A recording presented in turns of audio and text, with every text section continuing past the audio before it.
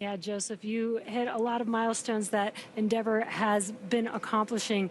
And again, reusability for SpaceX is key. It's basically our whole mission. This is how you bring the cost of space down, and being able to fly over and over again using the same vehicle is just incredible. And to be a part of these missions and watch this happen in real life is so cool.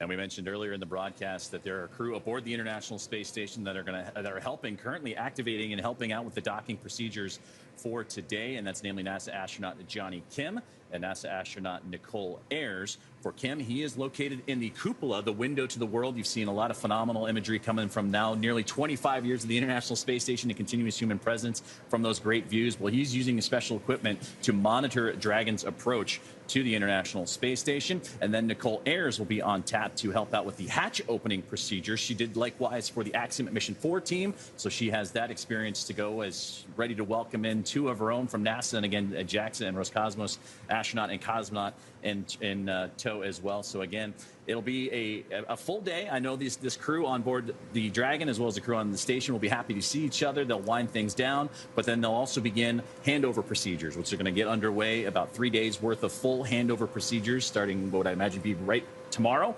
They'll get familiarized with the station, go over safety protocols, and ultimately get themselves settled in and situated, because on the horizon will be the return of Crew 10.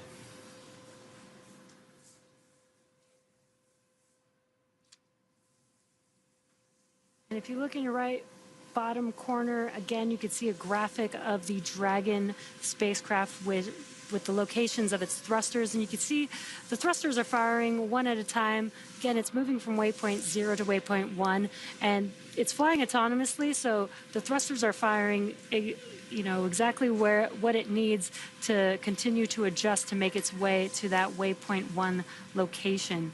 I think that's so cool that you could see that live there. We don't always get views of the Dragon spacecraft where you can see the thrusters. Sometimes we do, but this graphic allows you to see it in real time, which is awesome.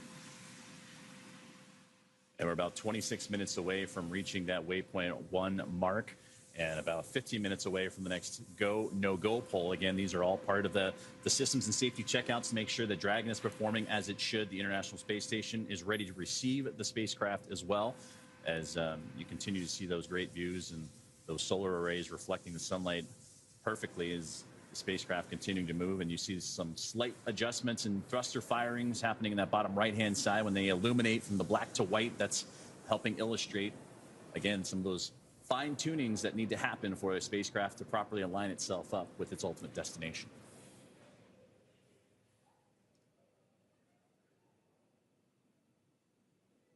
So to recap what we've been seeing so far here this evening, and what has been now just inside of the 14-hour mark of today's flight, earlier this morning, Crew-11, NASA SpaceX Crew-11, would launch from the Kennedy Space Center off the Florida coast at 11:43 a.m. Eastern time, and begin what was about a 16-hour journey, and still counting down to about 2 more hours or so to, if they might match up. Now, they did get a little bit ahead of schedule, but ultimately a shorter time period than their first launch attempt, which would have had them on about a 39-hour phasing. But ultimately a busy day from launch to the anticipated docking time, which we're still tracking to be around 11:26 p.m. Pacific, 2:26 a.m. Eastern time. And as we mentioned earlier, we're a few more minutes away from the waypoint 1 milestone, which will be 220 meters away, is all that separates the Dragon spacecraft and the International Space Station. And again, we're going to hear another round of go, no-go polls as the crew on board. You can see again Mike Fink on the right-hand side, Zena Carbon, she is on the left, working through their screens. And again, as you mentioned, Jesse, autonomously Dragon, the ability to dock, but if they do need to take over manual control, they can do so, but certainly following along with every step of their procedures. This is also a cool view. And of course, we lost the view right when I wanted to point out the spacesuits and the difference between Commander Zena's spacesuit and Mike Fink's spacesuit. When the view comes back, I'll try and point it out. But you could see the differences in the suits and the gloves and the cuffs on the arms.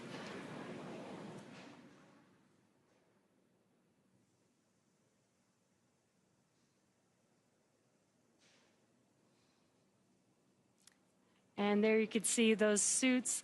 You could see the difference right there just visually from Commander Zena's suit versus Mike Fink on the right. Mike Fink. SpaceX Dragon, Dragon to ground. Quick temperature request. Go ahead, Dragon. With you on Dragon to ground. Yes, sorry to ask at such a fun moment, but could we have it a little bit cooler in our cabin, please? We copy the request, and we'll take action on that right now. Many thanks. Some comms from the core here in mission control, speaking with the crew. They did a temperature check, and the crew might be getting a little warm. They are in their suits as they patiently wait docking with the International Space Station, and those suits actually help keep them cool. So they actually can control the temperature inside of Dragon as well as through the suits from mission control in Hawthorne, California. And so it sounds like they're going to flow some cooler air to keep the temperature down for the crew. So now 14 hours and 4 minutes into today's flight, as Crew-11 continuing to make that methodical approach to the International Space Station. We have made its way from waypoint 0, now looking to get to waypoint 1 as we continue to follow along with the trajectory of the Dragon Endeavour spacecraft.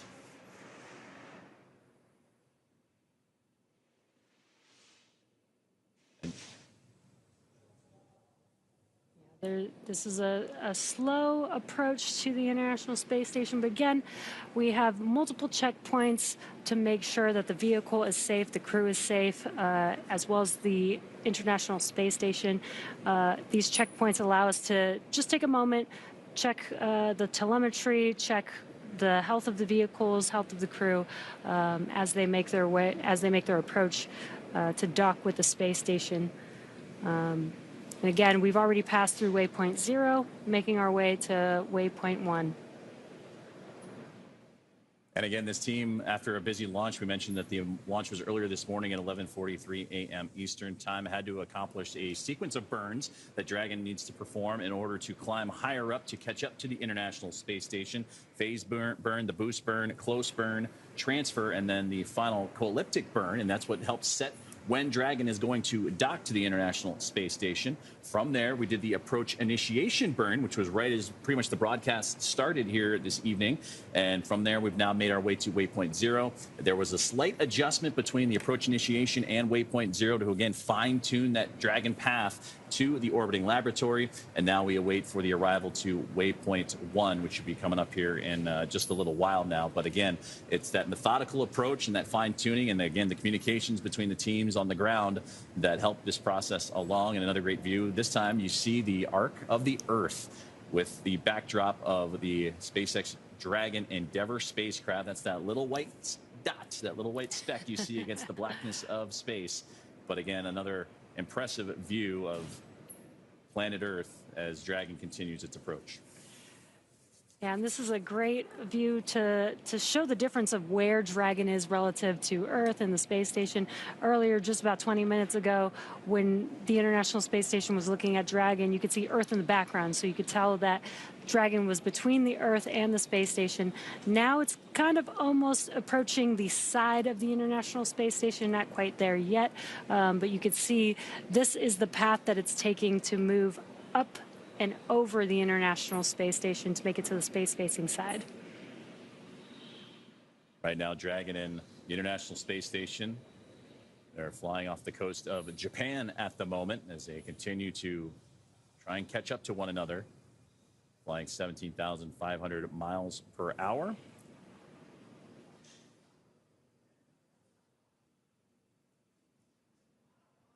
And the anticipated docking time for Crew-11 and their arrival to the orbiting laboratory around 11:26 p.m. Pacific time at 2:26 a.m. Eastern time.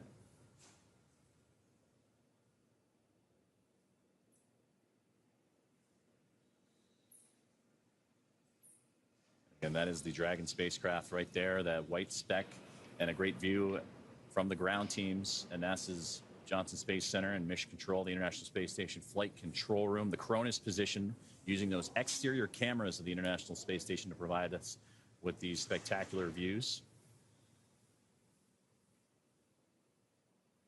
And actually, when we get a chance, when we get to it, hopefully, we'll take a look at the Crew-11 patch, which has a nice nod to a view like this in the Voyager pale blue dot taken from the Voyager craft.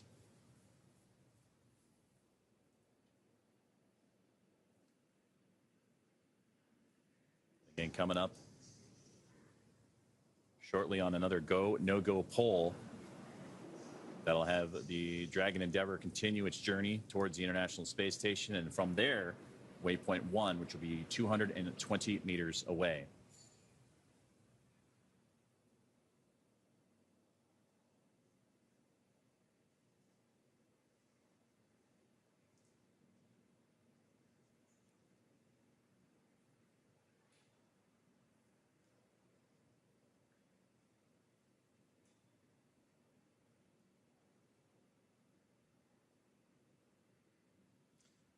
Well, as we continue to bring these great views and follow along the path of Dragon Endeavour, we talked about the teams in NASA's Johnson Space Center in Houston and Texas in the International Space Station Flight Control Room as they continue to monitor the progress of the Dragon Endeavour spacecraft. Let's check back in with Sandra Jones from Mission Control.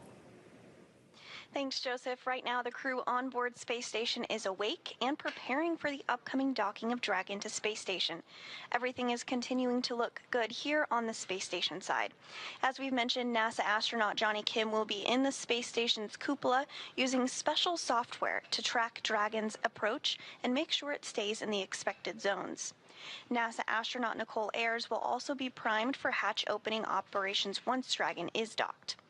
During these operations, they'll start by opening the large hatch on Node 2 Zenith, which is that space-facing port, to give them access into the pressurized mating adapter. The crew will then pressurize the vestibule, which is a small space between the hatches on Dragon and the space station. Because this area was exposed to vacuum prior to docking, the crew needs to fill it with air and make sure its pressure is nearly equal with the atmospheric pressure on Dragon and the International Space Station. Ayers will use a small valve on the station's hatch to slowly introduce air into the station's vestibule. Flight controllers here in Houston will monitor and verify the pressure readings here to make sure that everything is leak-free before we get ready to open up the hatches. This entire process will take a couple of hours to complete. We are looking forward to docking today, still tracking 1:26 a.m. Central Time, followed by hatch opening about an hour and a half later. We'll round it all out with a welcome ceremony as Crew-11 officially joins the Expedition 73 crew currently aboard the International Space Station. Again, everything continuing to go smoothly from here in Mission Control Houston, so back over to Hawthorne. Thank you very much, Sandra. And yes, still a lot to come for the Dragon Endeavour spacecraft as they continue that methodical approach. You mentioned Johnny Kim continuing to monitor from the cupola, and Nicole Ayers, who will be on tap for the hatch opening procedures and pressurization checks, those leak checks once soft capture and then hard capture are completed. And then it usually takes about from soft capture and that initial contact to about 2 hours or so between hatch opening and welcoming the crew formally on board. And again, we'll hear all the communications and comms coming from all the teams involved, both here in Hawthorne and in Johnson Space Center and Mission Control. So again, that's a great view of the view from the International Space Station to the Dragon Endeavour spacecraft. This is a great view from the International Space Station, looking at Dragon as it's making its approach. And the sun is shining bright on Dragon, looking very bright there. We might be able to see some live thrust firings here from this view. There you go. And I like that you can see the reflection of Dragon in the lens. Yeah. It's a pretty awesome view. And there we're getting a sharper image. Very clear image of Dragon now. Very telling. Dragon SpaceX on Dragon to ground for cabin temperature.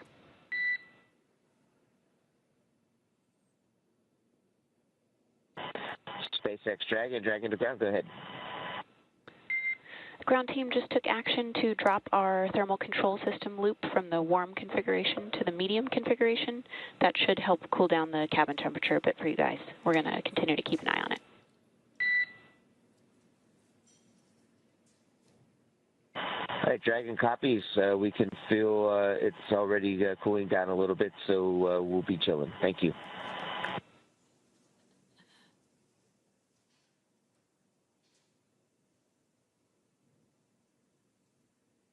And that's closing the loop on some communications that we heard from pilot Mike Fink of NASA on board the Dragon Endeavour spacecraft, talking to the crew on the ground, looking to bring that temperature down just a little bit as they are in their suits and continuing that methodical approach to the International Space Station. And that's where this view is coming from. And we've been talking about the Cronus position inside the International Space Station Flight Control Room. That's the Communication Radio Frequency Onboard Network Utilization Specialist.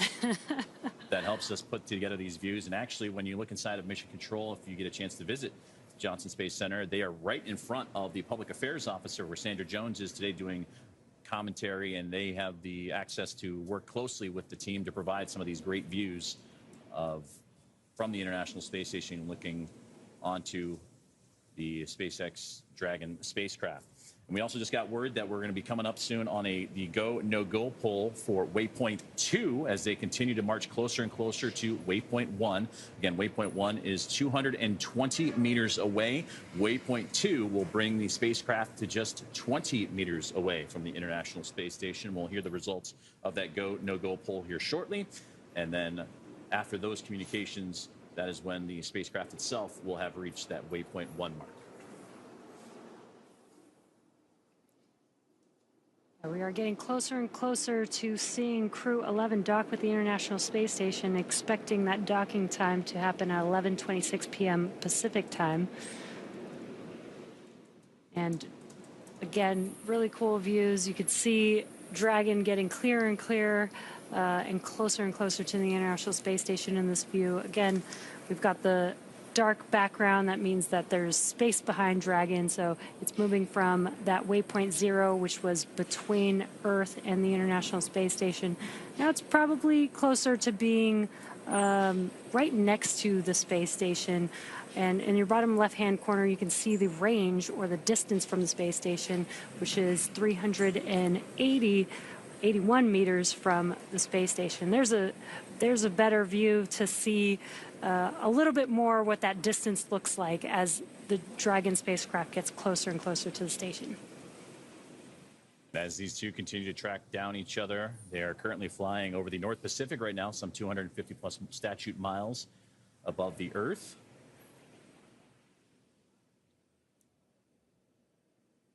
And in the bottom left there, you can see the distance of Dragon from the International Space Station, now 372 meters away, and have slowed down to now a 1 meter per second rate closure as the thrusters firing in that bottom right-hand side of your screen. Again, that fine-tuning necessary to properly align Dragon to be in the exact right space at the right time as we close in on waypoint 1.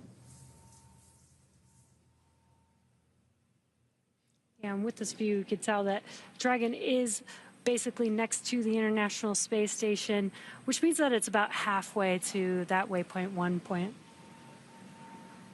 And again, these two vehicles are flying incredibly fast, 17,500 miles an hour. So when you see it in this perspective relative to each other, it looks like it's that slow and steady pace.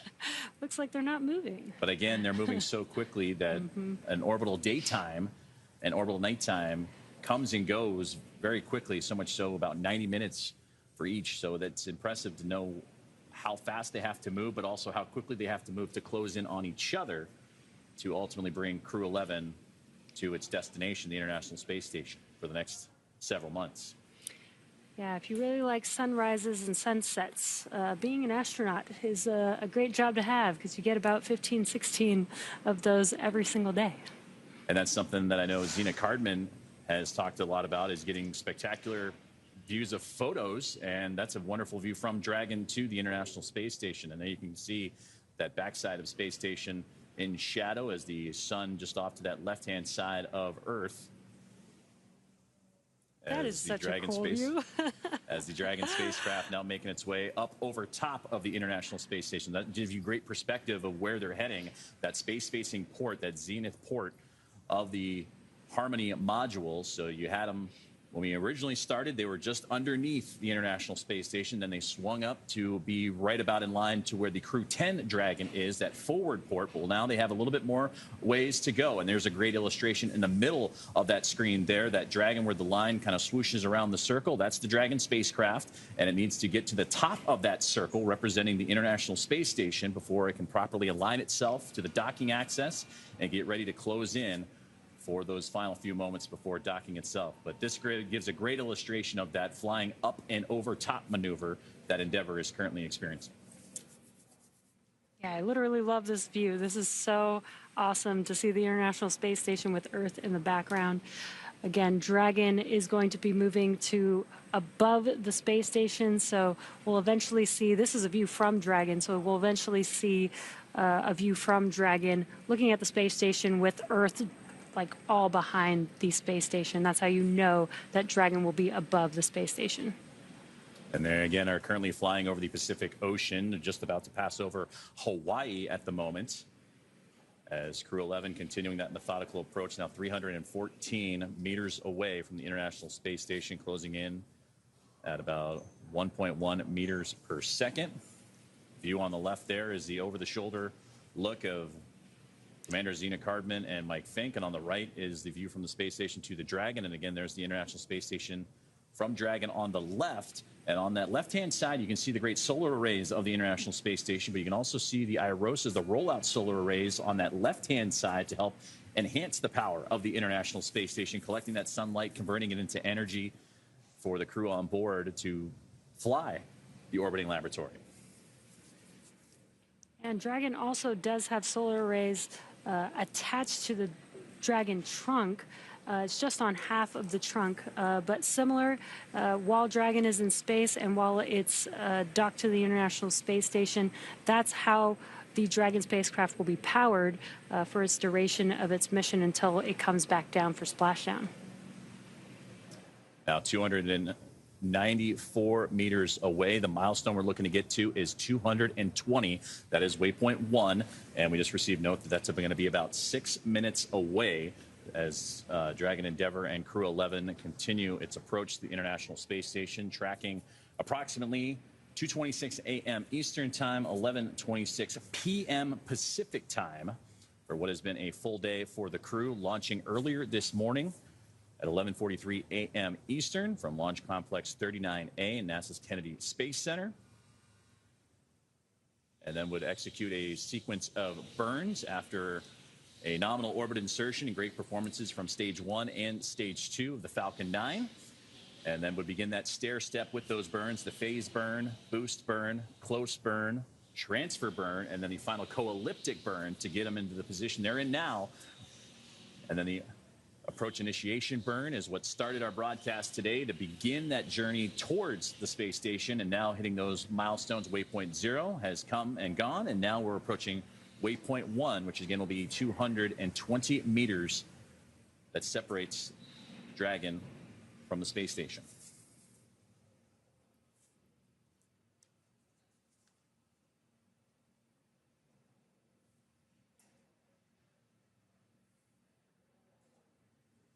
There they'll join Expedition 73 and then switch over to Expedition 74 in the fall when the Soyuz crew rotation is completed. And then I'll see NASA astronaut Johnny Kim return to Earth, and NASA astronaut Chris Williams will begin his first flight, and he will make his way toward the orbiting laboratory.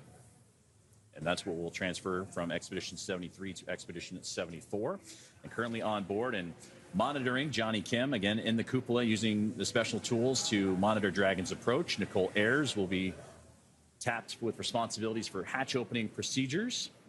Ayers, member of Crew 10, alongside with Anne McLean of NASA, Takuya Onishi and Kirill Peskov of JAXA and Roscosmos, respectively. And for Johnny Kim and his Soyuz MS-27 crewmates, Sergei Ryzhikov and Alexei Zubritsky of Roscosmos, that crew of 7, soon to be a crew of 11, with Crew-11 approaching.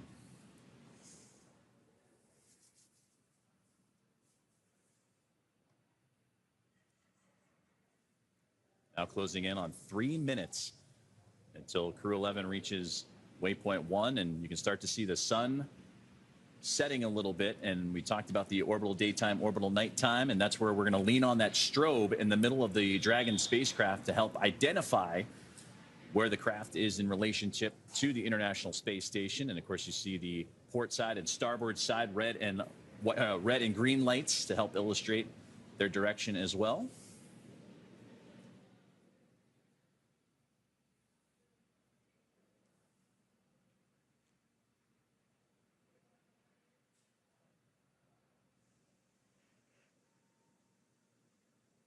And Crew-11 currently approaching the International Space Station. In the bottom left-hand corner, you can see the range or the distance of the Dragon spacecraft from the International Space Station. We're at about 238 meters from the station. Waypoint 1 is about 220 meters away from the station. So we are getting pretty close to that waypoint 1. Dragon SpaceX on the big loop, approach 1 and soft capture ring extension will begin shortly. Dragon will continue approach to waypoint 2.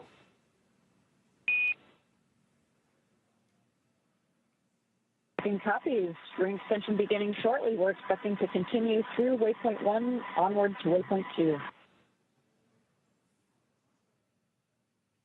And as you heard those comms, we do have these checkpoints, waypoint 0, waypoint 1, waypoint 2. You heard those comms. Basically, a go, no go poll was performed, and the Dragon spacecraft will actually pass through waypoint 1 and just begin to waypoint 2. So great news, smooth ride, no need to stop and hold. As they mentioned, they'll just move forward to that. Once they pass through waypoint 1, they'll just move forward to waypoint 2, which is at about 20 meters away from the International Space Station. And during that movement, they also will be aligning the Dragon spacecraft with the docking adapter during that movement as well. And that's what I was just looking at my notes real quickly, is that is going to align itself with the docking axis, and it's great to hear that they can move past waypoint 1 and move to 20 meters away, waypoint 2, as we have now reached an orbital nighttime, and that's where we'll lean on those strobe lights, the strobe lights and the starboard and port side lights of the Dragon Endeavour spacecraft to help us identify where it is in space in relationship to the International Space Station. Now, a little more than 14 hours and 26 minutes into the journey of Crew-11. Yeah, again, the spacecraft is now above the International Space Station on the space side, so it's looking from the International Space Station to Dragon. You just see space in the background. And the team's on the ground continuing to monitor the trajectory. We should be crossing waypoint 1 here in just a matter of moments. Again, having them 220 meters away. You notice before we lost the data there at the bottom left-hand side, that rate of closure slowing down to now less than a meter per second. And as it gets closer and closer to the space station, it'll get even slower, almost a glacial rate of how glaciers move across. Station Houston on the big loop for Johnny.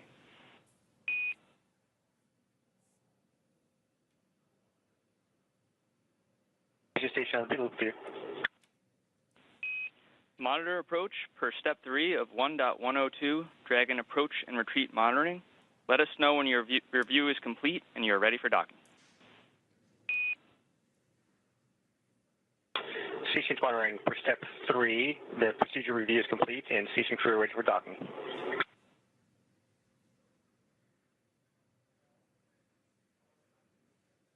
And that was NASA astronaut Johnny Kim talking to the teams in Houston. And Houston copies. At waypoint 2, Dragon will briefly pause to align for docking, then automatically resume approach.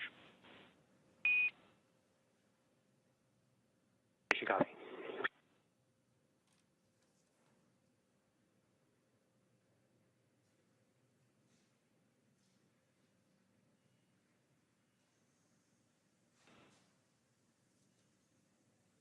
So NASA astronaut Johnny Kim communicating with the teams on the ground of the docking procedures. The soft capture ring has also been activated from the International Space Station side, ready to receive Dragon Endeavour and Crew-11. And just a moment ago, you saw some great thruster firings of the spacecraft in the blackness of space to see it illuminate for a couple of quick moments there.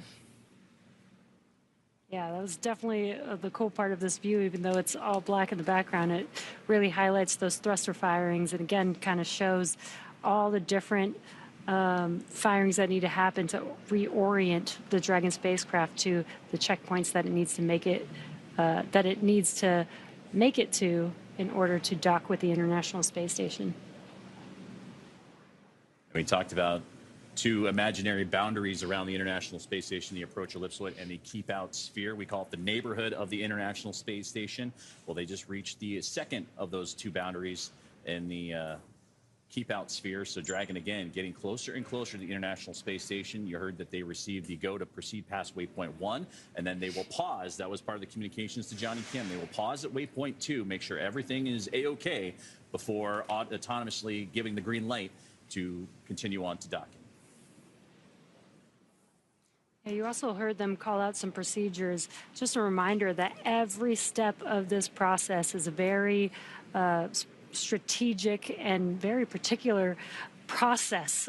We do have to make sure that, you know, everything goes smooth to keep the crew on Dragon as well as on the station safe. So it's very important to follow these procedures step by step. And they're calling out to each other. They're following those procedures here on the ground as well as on the International Space Station and on Dragon. So they're all looking at the same procedure together. And again, it's a testament to the teamwork that has to happen for all teams across the globe and across the United States, namely, and there you can see the teams here in Hawthorne, California, the SpaceX Mission Control, but we saw the teams in NASA's Johnson Space Center a little bit early on as well. From the International Space Station perspective, keeping a close eye on everything. So right now, the views disrupted a little bit. We've had that happen throughout the broadcast today, completely expected, as communications as the two vehicles orbiting around the Earth very fast, again, 17,500 miles an hour. They have to transfer those communications lines between satellites in order to obtain the great footage that we've been seeing so far throughout the broadcast. SpaceX Dragon on the big loop. Visors are secure. SpaceX copies on the big loop. Visors secure. And another step to crew arrival to the International Space Station is they are in their suits. We've heard them do the pressure checks. Now they're putting their visors down. Again, that's just to give another level of safety and security for the crew on board Dragon Endeavour as they start making their way closer and closer from waypoint 1 to waypoint 2. Yeah, exactly. Now, we did, again, get that go to pass through waypoint 1 and begin to approach to waypoint 2. So initial contact between Dragon and the International Space Station is expected at about 11:26 p.m. Pacific Time or 2:26 a.m. Eastern Time. Now, before reaching waypoint 1, mission operators conducted a go-no-go poll to allow Dragon to begin its approach to waypoint 2, which is located inside of the keep-out sphere about 20 meters from the space station. And as mentioned previously, all these visiting vehicles take this phased approach to the International Space Station and stopping at these predetermined gates, all these waypoints that we've been mentioning. And that's for teams to run quick checks on vehicle performance before approaching the International Space Station. When it comes to bringing two spacecraft together, slow and steady wins the race, as docking operations require a great deal of precision to make sure we're keeping the spacecraft and the crew safe. At the 20-meter distance from station's docking adapter, Dragon SpaceX on the big loop. Soft capture ring extension complete. Dragon copies. Ring extended. We see the same. and just some comms as the soft capture ring is preparing for Dragon to approach and dock with the International Space Station. Now, at the 20-meter distance from station's docking adapter, Dragon's approach will slow, and it will begin to align itself with the adapter to come in for the final approach. And you can see that there on your graphic. We've already passed through waypoint 1 and waypoint 2. We're now making the crew is making their way to waypoint 2, about 20 meters away. And then where you see contact, that is where the IDA, or the International Docking Adapter, is, and that's where Dragon will mate with the International Space Station. And you saw that rate of closure continuing to get slower and slower. We mentioned a glacial rate almost, because you don't want anything to happen too quickly for Dragon and the International Space Station to come together. You heard the soft capture ring, and that contact with the capture ring will then retract to bring Dragon in for the hard capture sequence. And as further precaution, Dragon's soft capture system includes a set of rotary spring dampeners to lessen the force of the contact between the spacecraft and the International Space Station. You will pause a few moments to let that relative motion dampen out a little bit before continuing for the hooks to drive, form that hard mate from a soft capture to a hard mate, and there we can begin the hatch opening procedures, the leak checks, and so forth. So a lot has to happen as you start making your way closer and closer to the space station. We'll hear a lot more comms in the process as well, but to have that step-by-step procedure and be what they say, you know, is slow is smooth, smooth is fast, and that's what they're executing right now in these final few more moments before that soft capture and docking. Yeah, Joseph, you've mentioning that slow and steady. Again, both vehicles are moving at 17,500 miles per hour, which is really fast. So even the slightest movement, even the slightest approach is actually the spacecraft moving very quickly with each other. So relative to each other, it seems very slow, but that is one of the biggest reasons why the Dragon spacecraft needs to approach very slowly, is because they're both moving really, really fast at the same time. And we just received word that we are go for docking from the International Space Station. On the big loop, ground is go for approach 2 and has commanded approach allowed. As a reminder, once Dragon is inside the crew hands-off point, retreat and breakout are not permitted.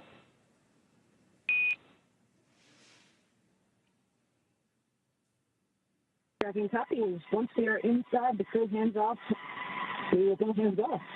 No retreat or breakout at that time. And we are go for approach 2. We see the flag enabled.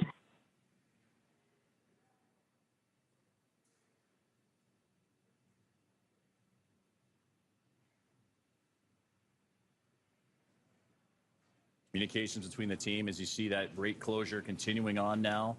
It's less than 68 meters away are all that separate Dragon, Endeavour, and Crew-11 from the International Space Station. A little more than a meter per second, and the great view there of Dragon from the International Space Station, that strobe light illuminating station to help out with the process. But you see those red and green lights as well, those navigation lights, similar to what you see on cruise ships or aircraft. Those red lights indicate the port, the left side of the spacecraft, while the green indicates the starboard or the right side.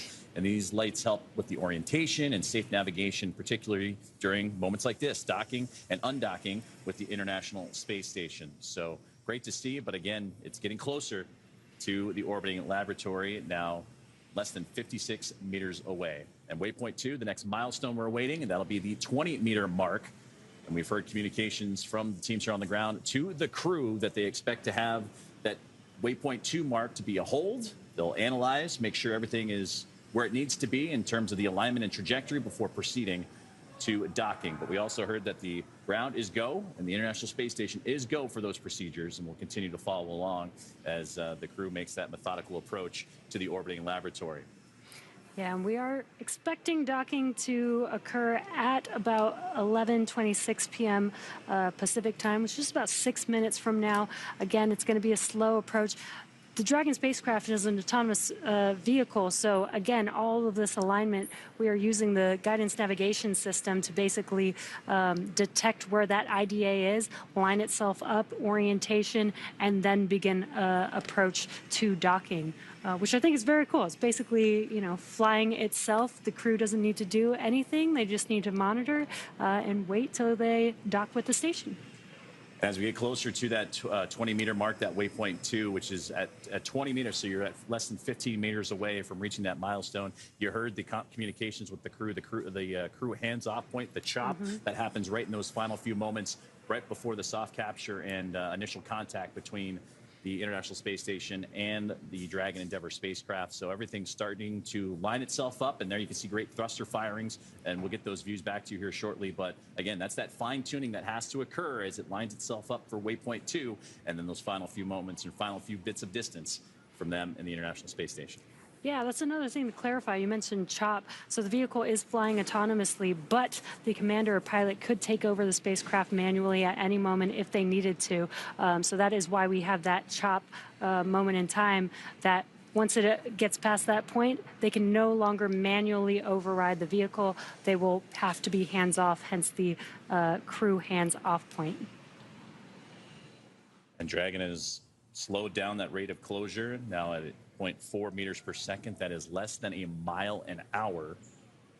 So that is kind of helps illustrate how methodical this approach has to be. And there you can see some great thruster firings illuminating in the darkness of space. As we have reached the 20-meter mark, or right on the cusp of the 20-meter mark, and waypoint 2. And again, they will hold for just a moment. Again, this is just a checkpoint to make sure that the vehicles are healthy and are ready for docking with the space station.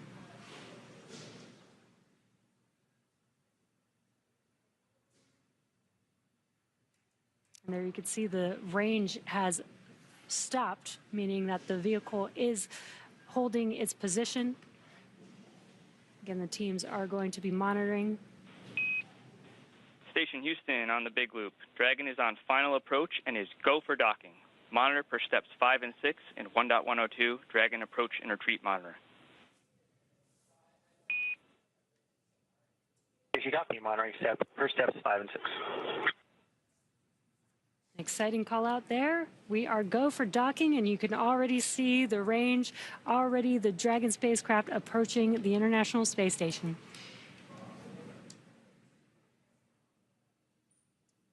So it has reached waypoint 2, and that communications given the go for docking, and now it's just those final little bits of distance, and we'll continue to keep an eye on where the Dragon and the International Space Station are relative to each other, orbiting around the Earth at the time of docking. But so far, everything has been right on time, and so much so that they were even a little bit ahead of schedule going into today's preparations, following all the trajectory and data that we've been tracking since launch earlier this morning at 11:43 a.m. Eastern Time, and that's what began their journey. Now 14 hours and 40 minutes into their flight today, but that'll soon come to a close as they're just a little more than 14 meters away from reaching their ultimate destination. Yeah, very exciting. And again, just a reminder, in the bottom right-hand corner, you could see a graphic showing the Dragon spacecraft thrusters on board.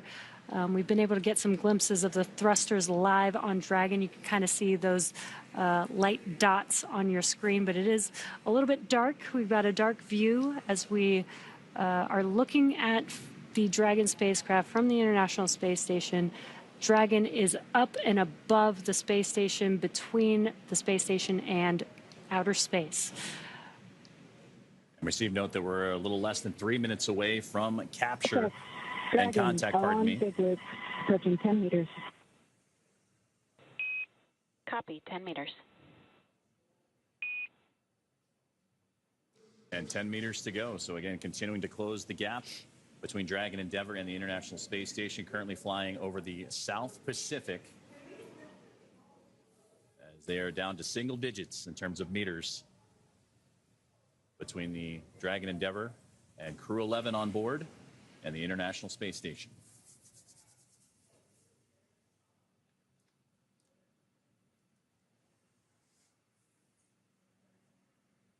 Should hear that call out for CHOP just about 30 seconds before the Dragon spacecraft is expected to soft capture with the International Space Station.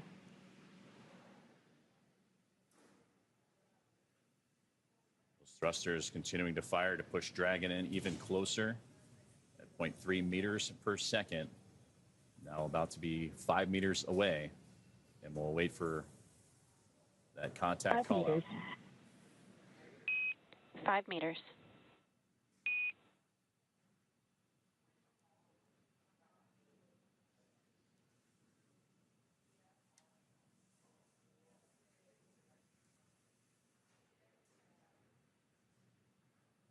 Now 4 meters away. Continuing to hear him, we'll hear that CHOP call out, and we'll wait for the call of the contact.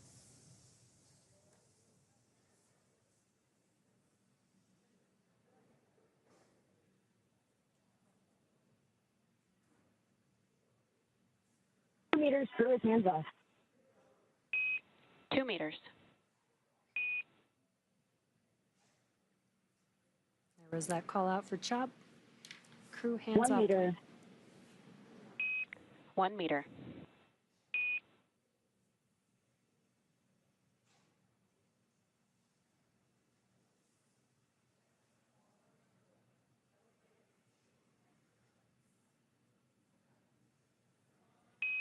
Dragon contact and soft capture complete.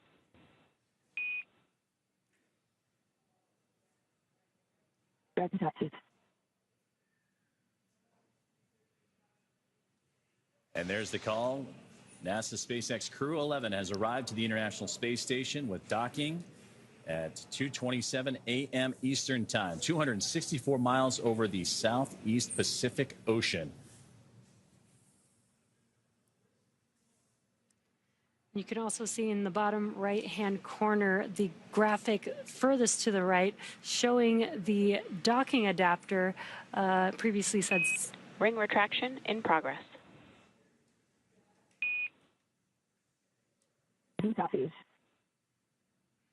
That graphic previously said soft capture. Now it says hard capture, so it's following along with all the action with the docking adapter.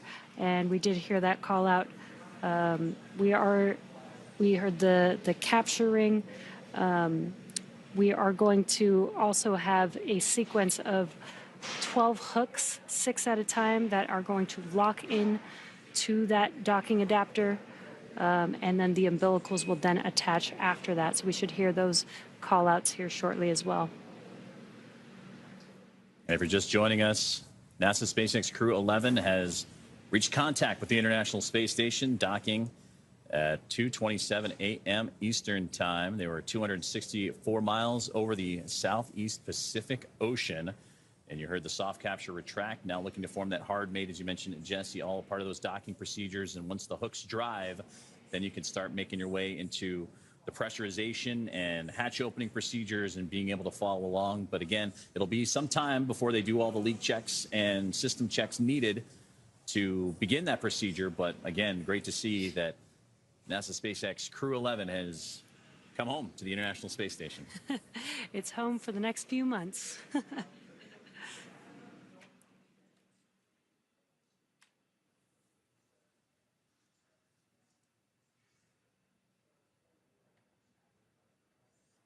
Crew-11 is made initial contact now and is situating itself in with those hooks driving to form the hard mate on the space-facing port of the International Space Station's Harmony module.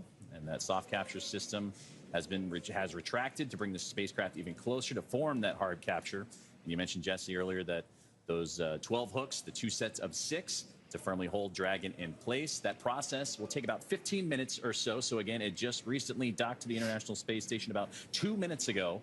So it'll take some time, and we also want to have that relative motion dampen out a little bit, because again, Dragon coming in very slowly, but still want that relative motion to dampen out. So the docking procedures well underway, and it'll take about 15 minutes or so. And after all of the docking events are successful, flight controllers will configure the Dragon spacecraft for docked operations and connect the power and data to the spacecraft. The Crew-11 crew will be able to get out of their spacesuits and set them up to dry and begin operations to get the hatches open and join the Expedition 73 crew on board the International Space Station. That includes pressurizing the vestibule and a round of leak checks, and we expect, again, to take it about 2 hours or so before the hatches open. And we'll continue to monitor along with that time frame. But again, they have docked at 2:27 a.m. Eastern Time as the space station and the Dragon Endeavour spacecraft orbiting over the Southeast Pacific Ocean. All of this will be followed by a welcoming ceremony before the crew goes into a safety briefing with the team already on board, Crew 10. Dragon SpaceX on the big loop, ring retraction complete. Docking sequence is holding for MCS reconfiguration. Dragon copy is still with you. And great to hear that communications to the ring retraction being completed. And again, the welcome ceremony and the crew will have that safety briefing with the Expedition 73 crew, and they'll get up to speed on all things International Space Station. And that'll more or less begin the handover period, the 3 full days of handover between the Crew-11 team and the Crew 10 crew, as they anticipate departing in the next few days after that handover complete can occur. And of course, due to weather and splashdown opportunities available for Crew 10. So now that the soft capturing has been retracted, you're going to start hearing those call outs of the hooks driving and starting to create that hard mate to the International Space Station. Yeah, and with the completion of the soft capture ring retraction, the hard capture sequence begins just about a couple minutes later, so we should hear the call out that that hard capture procedure sequence has begun here shortly. So right now that docking procedure well underway, and we anticipate to have, like, from initial capture to completion takes about 15 minutes or so. So we'll continue to monitor as Dragon Endeavour has reached the International Space Station after again launching earlier this morning a full day's activity for the crew aboard, including NASA astronaut and commander of Crew-11 Zena Cardman, pilot and NASA astronaut Mike Fink, mission specialist and JAXA astronaut Kimia Yui. Station Houston, MCS configured, proceeding with hook driving. Copy. And to round it out real quickly, Roscosmos cosmonaut Oleg Platonov, as you heard the communications there, the hooks are driving now to form that hard mate and create that seal to have the spacecraft and the International Space Station locked up against each other.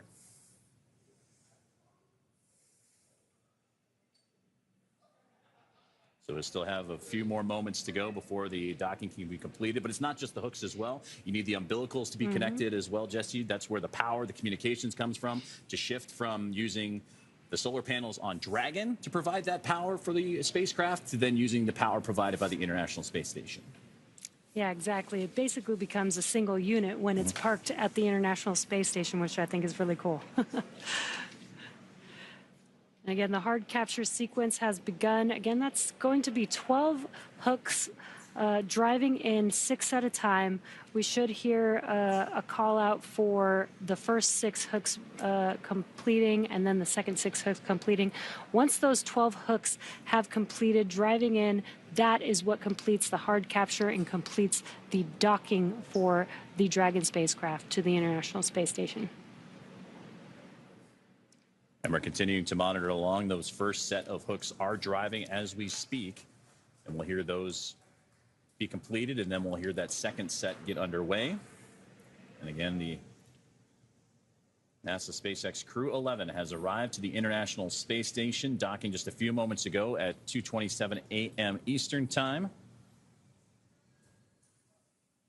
If you're wondering what you're looking at on your screen, we are looking at a live view from the International Space Station, looking at Dragon as it's docked to the space station, although it is a bit dark, so we do have that port side light there. That is the Dragon spacecraft on the right hand of your screen.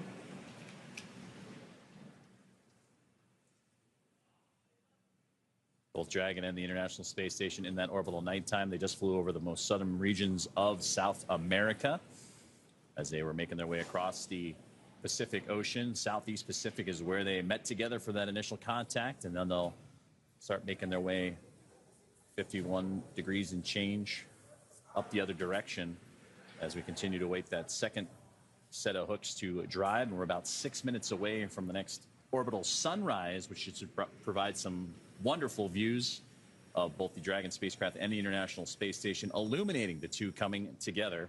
And there you can see that live map of where they are right now as they just passed again over that southern region of South America and off the east coast of the continent, making its way up into the Atlantic Ocean. So the first set of hooks have completed, and now the second set is getting underway and driving as we speak. If you look in your bottom right-hand corner, that graphic of the docking adapter, you could see the status. You can actually see that it's looks like it's loading, essentially in progress. That hard capture is in progress. Once that hard capture is complete, you'll see that graphic show that it's complete, which is pretty cool. Since we're not getting comms all the way through while everything's happening, this graphic helps provide a live view and status of what's going on. So the first set of 6 have complete. Now we're awaiting the second set of 6 hooks to lock on and pull the Dragon Endeavour spacecraft even closer to the International Space Station, form the hard mate. And from there, the umbilicals, the power, the communications, everything will be transferred and connected over from Dragon running independently to being a part, as Jesse mentioned, as one unit and feeding off the power and communication system of the International Space Station.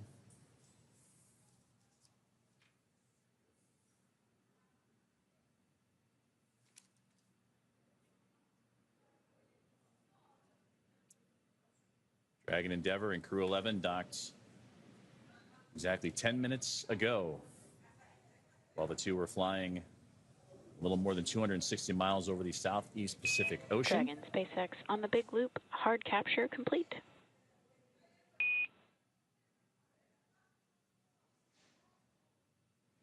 Tracking copies on the big loop, hard capture complete.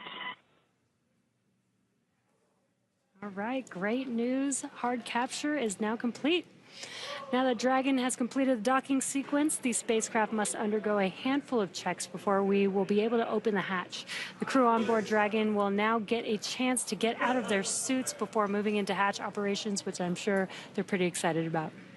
And that's right, and things are going to start picking up now inside the International Space Station as well, as NASA astronaut Nicole Ayers is going to begin the procedure of getting the station side welcome to the ready. International Space Station. Your arrival is another milestone to what international commercial collaboration can accomplish. Zena, Mike, Kimi, and Oleg, we have cold drinks, hot food, and hugs waiting. See you soon.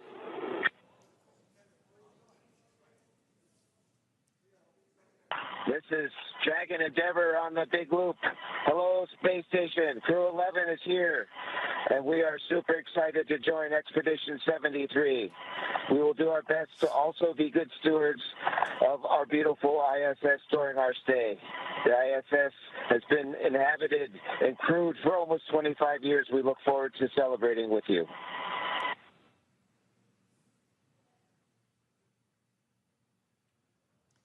That was wonderful to hear. Space crew can't wait.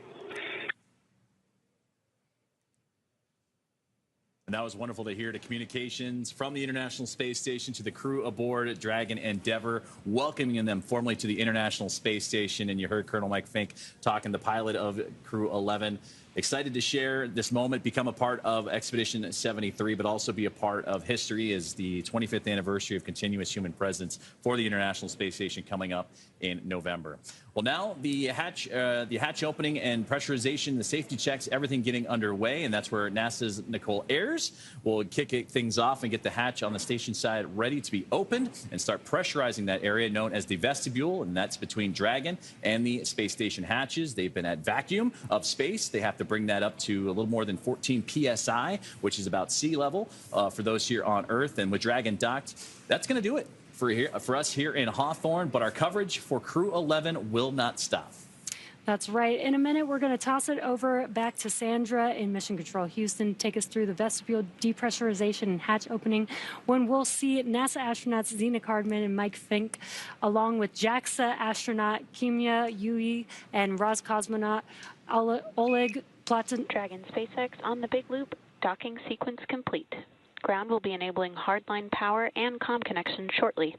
You are go to doff suits per procedure 4.012 and begin post-docking cabin configuration per 4.400 in parallel. Tracking copies all. We are activating 4.012 and 4.400. Great news. They're proceeding with moving forward with getting the crew on the International Space Station. And as I was mentioning, the Crew-11 crew with Roscosmos cosmonaut Oleg Platonov, all four of the crew will be floating into the International Space Station shortly, which is very exciting. But just a little recap of how they got here. They suited up. They took a short ride to Launch Complex 39A, where they ingressed the vehicle, the Dragon vehicle, on top of a Falcon 9 rocket. They lifted off from Kennedy Space Center Launch Complex 39A at 8:43 a.m. Pacific time, or 11:43 a.m. Eastern time on Friday, August 1st. Stage 1 came back, separated from the second stage in Dragon, came back and landed on landing zone 1, and the crew continued on their journey all day today. They've had a long phasing burn, making their way to the International Space Station. They've had 5 major burns on Dragon, and then finally docked with the International Space Station at 11:27 p.m. Pacific time on Friday, August 1st, or 2:27 a.m. Eastern time on August 2nd. It's definitely been a full day for Crew-11, that's for sure, from launch to capture. And now that Crew-11 has arrived, we're looking ahead to the return of Crew-10. We'll be taking you along as they return home after their long-duration stay aboard the International Space Stations. Now, teams are assessing return dates, and they have announced during media breakouts that it will be no earlier than August 6th. But again, we'll continue to follow along, and it will be announced on nasa.gov, so be sure to tune in as NASA and SpaceX bring you that live coverage every step of their journey home. You can also follow us on X at SpaceX and NASA on social media for real-time updates. And again, thank you for watching. Go NASA, go SpaceX, and go Crew-11, and go Crew-10. For those of you watching on X, please head on over to NASA Plus and follow the coverage live for the welcome march, the hatch opening, and more. And thank you, all of you, for joining us and being with us here in Hawthorne today. And thank you, Joseph, for being here with us today in Hawthorne, California. Thanks to everybody for tuning in. It's been wonderful to work with you. And now we're going to toss it over to Sam Jones at NASA's Johnson Space Center in Houston to continue sharing the mission as the crew prepares to board their home for the next few months, the International Space Station. Thank you.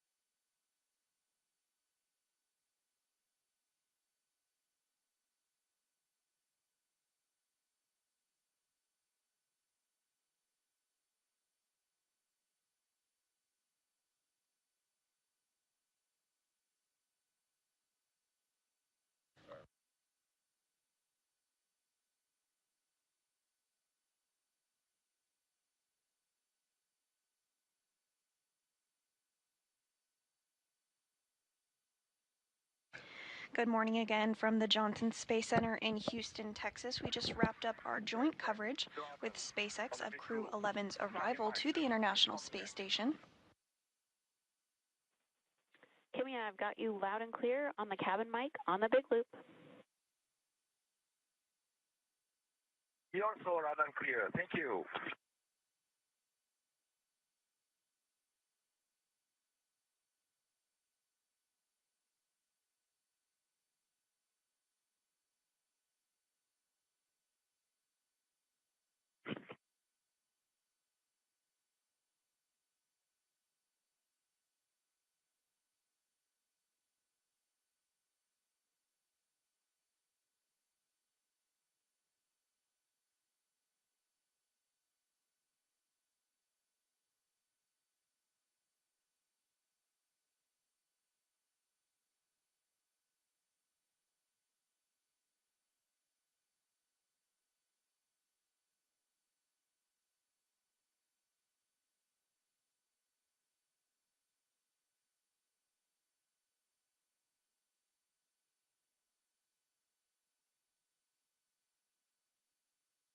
You're looking at a live view of a spacecraft that docked to the International Space Station at 1:27 a.m. Central Time this morning. This is Crew Dragon Endeavour. On board there are 4 crew members: NASA astronaut Zena Cardman, NASA astronaut Mike Fink, JAXA, or Japan Aerospace Exploration Agency astronaut Kimiya Yui, and Roscosmos cosmonaut Oleg Platonov. The quartet launched to the International Space Station from the Kennedy Space Center in Florida just yesterday at 10:43 a.m. Central Time. Following their docking to the International Space Station about 20 minutes ago, there were procedures that were stepped through in order to create a hard capture between the Dragon spacecraft and the International Space Station. At this point, the docking sequence is now complete, which means the ring was fully retracted, the hooks were successfully driven, and the umbilical is extended which means that Dragon is now drawing power from the International Space Station. So now we are underway for preps for the hatch opening process. We are anticipating hatch opening to occur at about 3:15 a.m. Central. However, this is a little bit variable for the time frame and can shift, so we will of course keep you updated. Following the hatch opening, we are targeting a welcome ceremony at 4:15 a.m. Central Time, which will include all 4 of the astronauts aboard Endeavour, as well as the 7 crew members on board the International Space Station. Hey, Nicole, we can give you the early go in step 1.1 of 2.102. Copy, I'll put it in work. Thank you.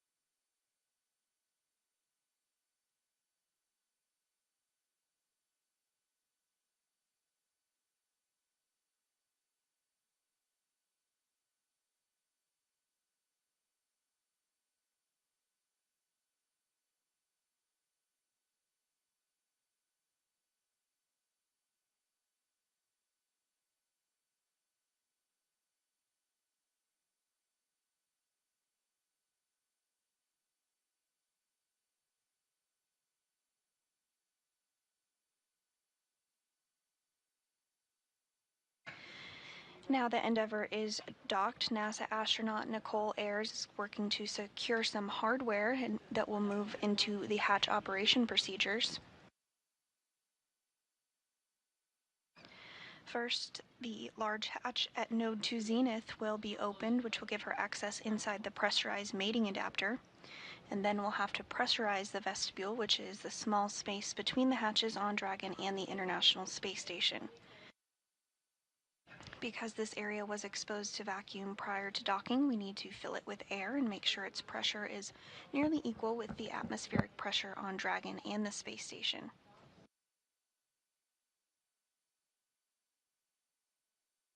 Ayers is going to use a small valve on the station's hatch to slowly introduce air into the vestibule, and flight controllers here in Houston will monitor the pressure and temperature readings inside to verify everything is leak-free before we get ready to open up the hatches.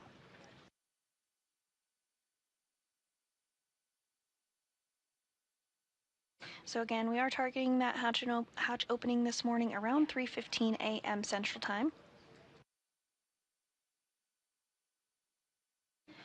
And about an hour after hatch opening, we are expecting a welcome ceremony to occur at 4:15 a.m. Central.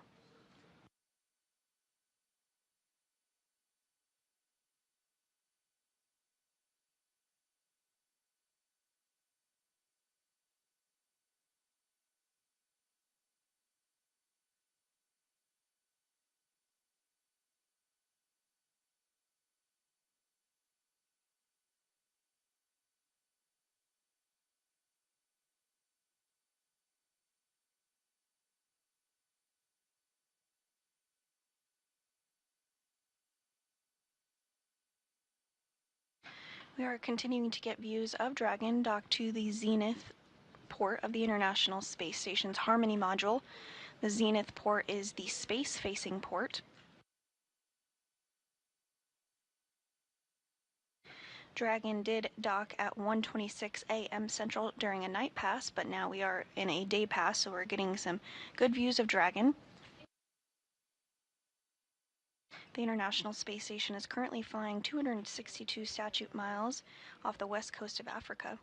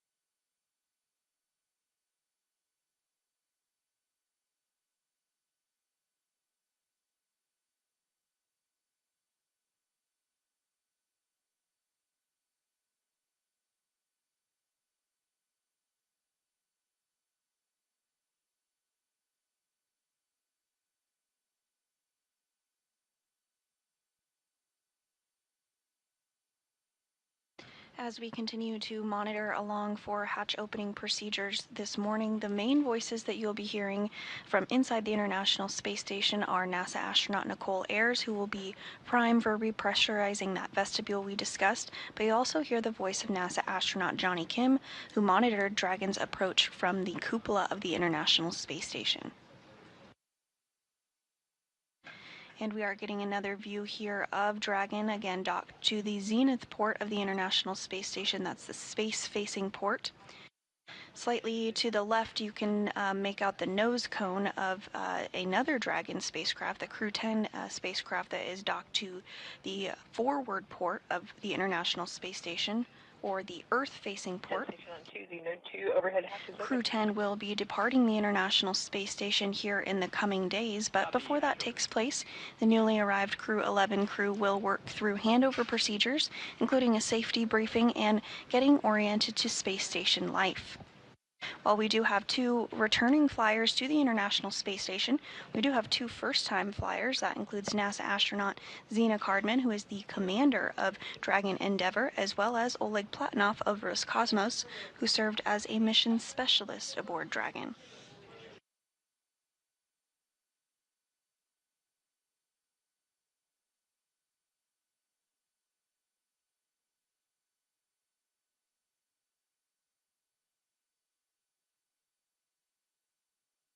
Once Crew-10 undocks from the International Space Station, they will splash down off the coast of California. This will actually be the very first time that a crew, as part of NASA's Commercial Crew Program, does splash down off the coast of California. The Axiom Mission 4, one of the private astronaut missions for the agency, did recently splash down off the coast of California, but this will be the first for the CCP program.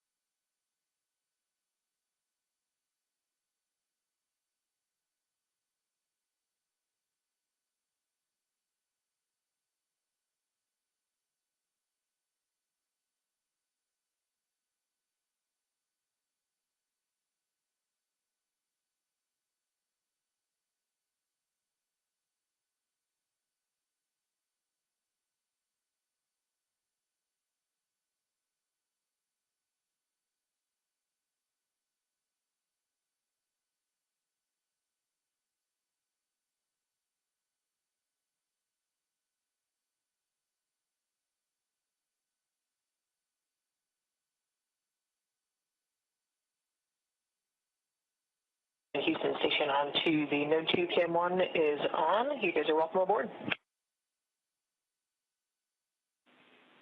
Copy all. We'll put that in work.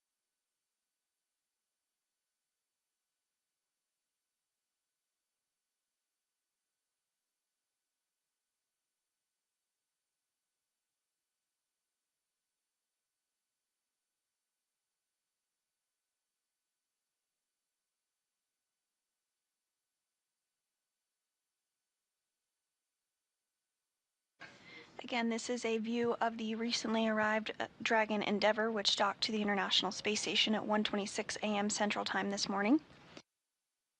Inside the International Space Station, NASA astronaut Nicole Ayers is working through procedures to pressurize the vestibule, which is the small space between the hatches on Dragon and the International Space Station.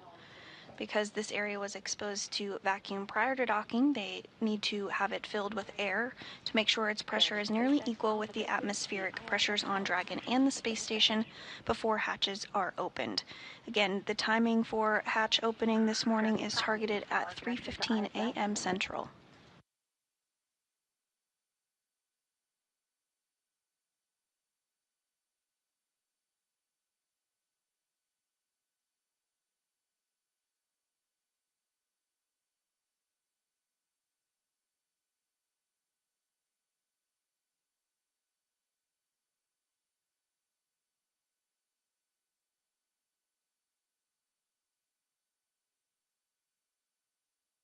Houston Station on 2 for step 2.4, GMT time 0657. Copy 657.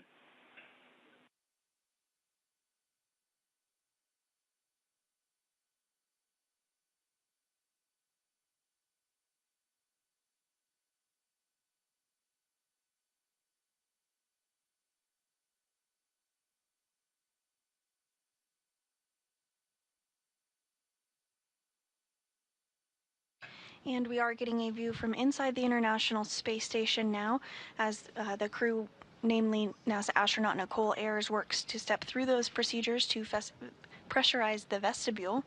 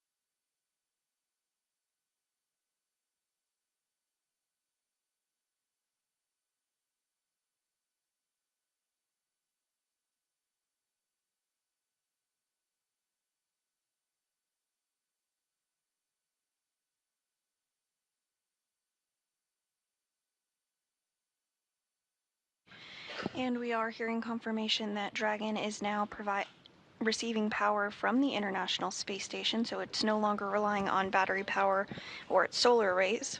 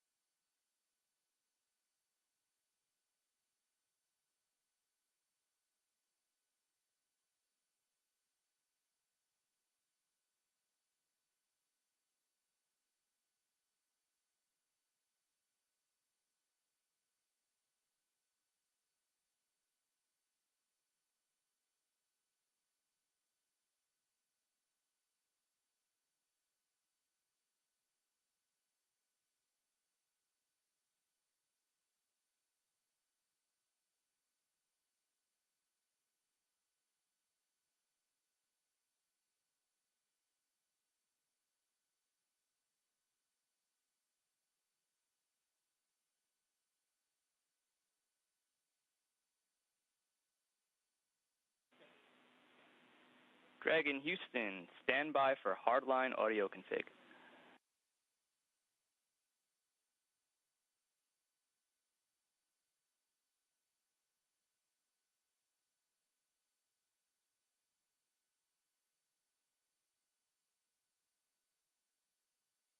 And Dragon copy, standing by. And a view back inside the International Space Station. Again, NASA astronaut Nicole Ayers is going to be prime for the responsibility of the hatch opening procedures today. You can see that zenith hatch there on your screen. The white circular portion that's a little deeper into the hatchway, and that pathway is called the pressurized mating adapter. It's the white hatch right there around it. That is called the APAS hatch, or the androgynous peripheral attach system. The international docking adapter, which is on the other side of the hatch, just right behind there, has been exposed to vacuum and the harsh conditions of space, including that intense sunlight and sunsets plus 200 degrees Fahrenheit plus or minus in the sun and shade respectively. So because of this introduces some significant thermal constraints and thermal conditions, as you might expect in that vestibule.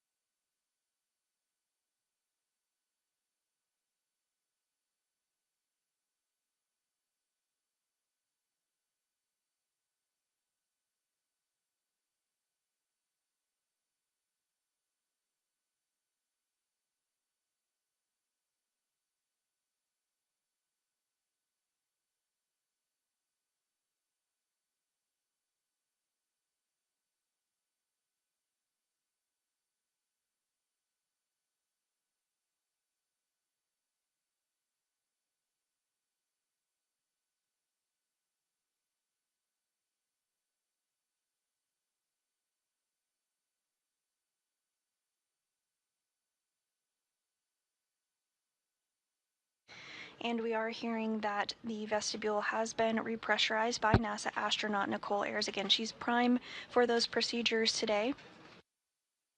So next up, there will be a series of leak checks that occur. The pressurization needs to be equal to the pressure on board the International Space Station, which is about 14.7 pounds per square inch. Once that pressure is equalized, they'll be able to open up the hatches between Dragon, Endeavour, and the International Space Station, and the newly arrived Crew-11 will be able to float aboard at that point. Shortly after their arrival on board the International Space Station, we will have a welcome ceremony. We're again targeting that for 4:15 a.m. Central Time this morning.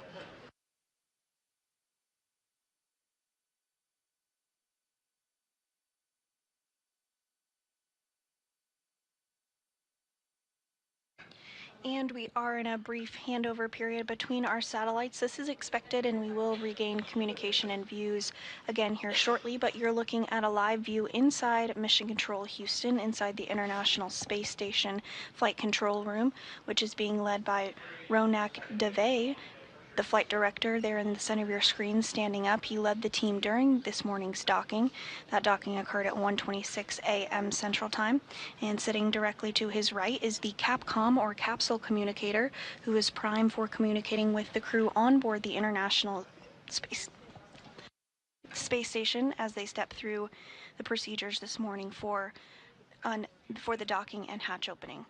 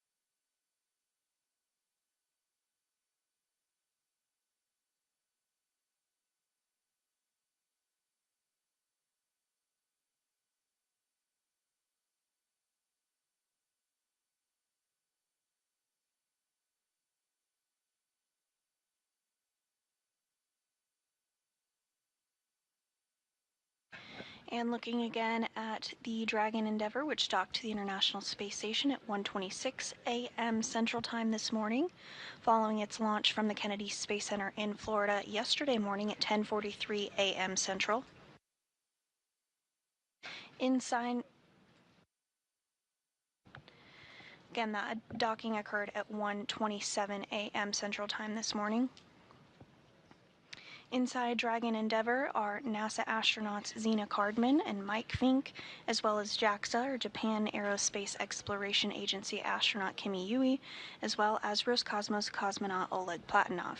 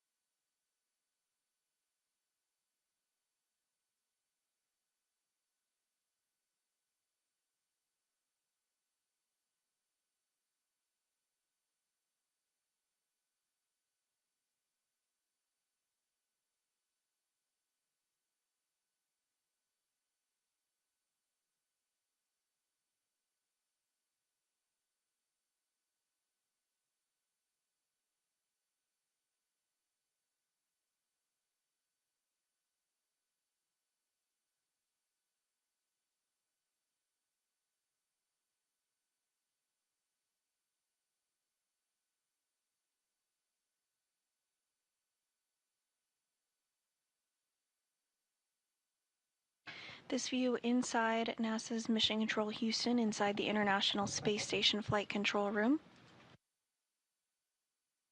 We'll get views of Dragon and inside the International Space Station here shortly.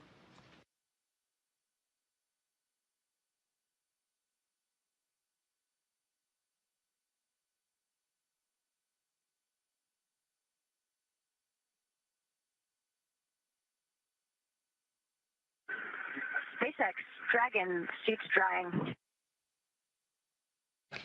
And we are getting views once again of Endeavour docked to the zenith port of the International Space Station.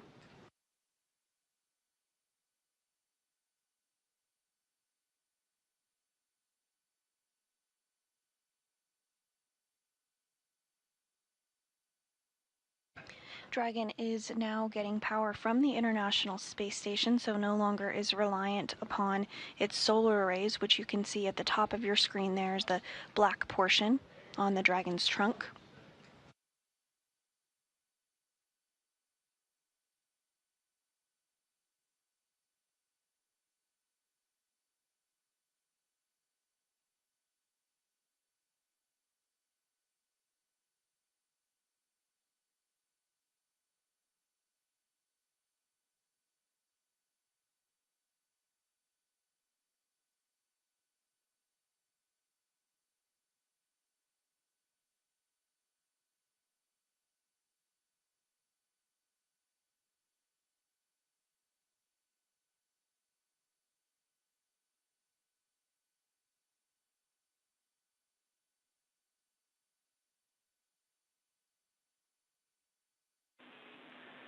Dragon Houston on the big loop. Comm check. Hardline audio config complete.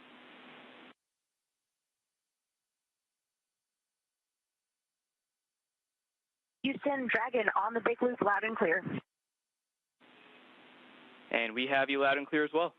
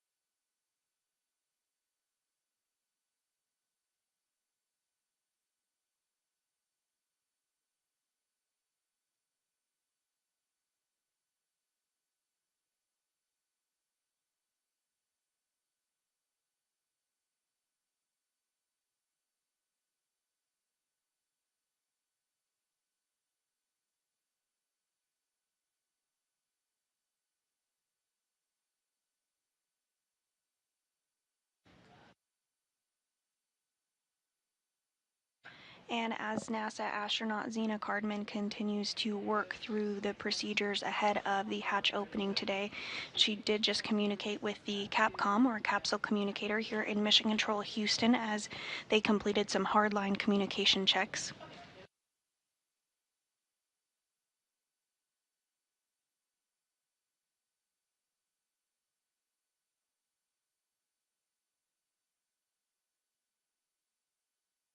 All of this ahead of a targeted hatch opening at 3:15 a.m. Central Time this morning, so just about an hour out from that milestone.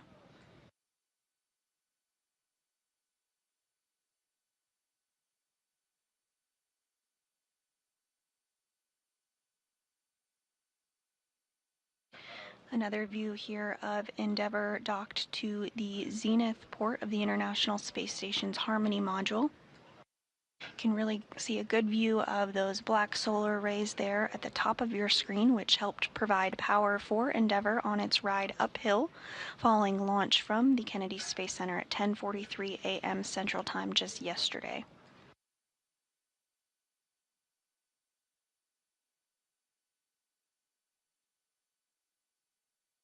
For this launch, it was a fairly short rendezvous period. Dragon docked at 1:27 a.m. Central Time this morning, so just about a 16-hour time period from launch to docking.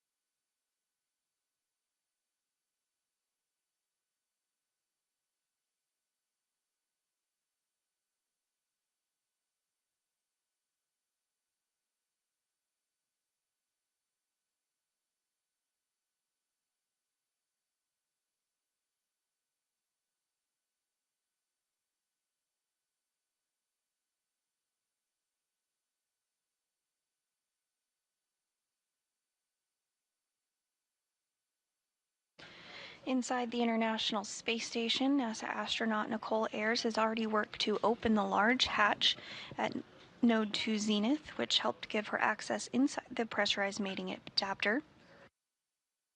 There you're seeing a view on your screen of that. She then worked to pressurize the vestibule, which is the small space between the hatches on Dragon and the space station. This was exposed to vacuum prior to docking and so needs to be filled with air to make sure its pressure is nearly equal with the atmospheric pressures on Dragon and the space station.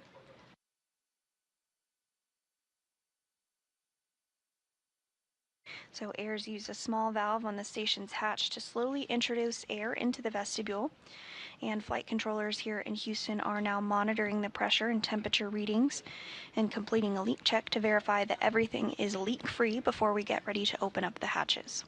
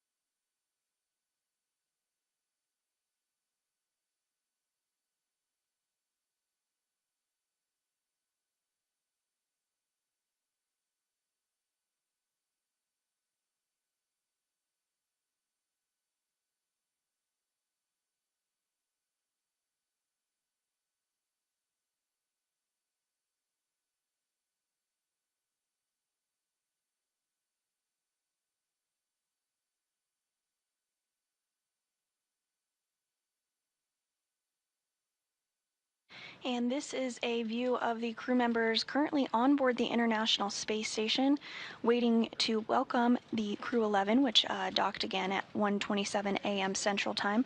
Starting on the lower left of your screen is NASA astronaut Nicole Ayers, then Roscosmos cosmonaut Kirill Peskov, NASA astronaut Johnny Kim, Roscosmos cosmonaut Sergei Ryzhikov, and Alexei Zubritsky, as well as JAXA, or Japan Aerospace Exploration Agency astronaut Takuya Onishi, and finally NASA astronaut Anne McClain.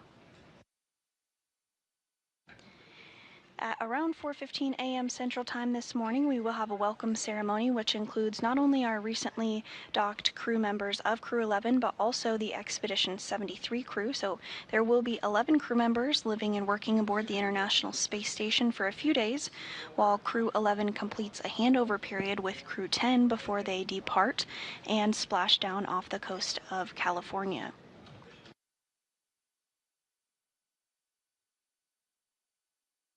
Along with the 11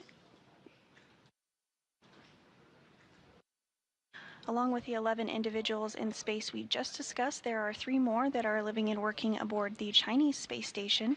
So there currently are 14 people in space as we speak.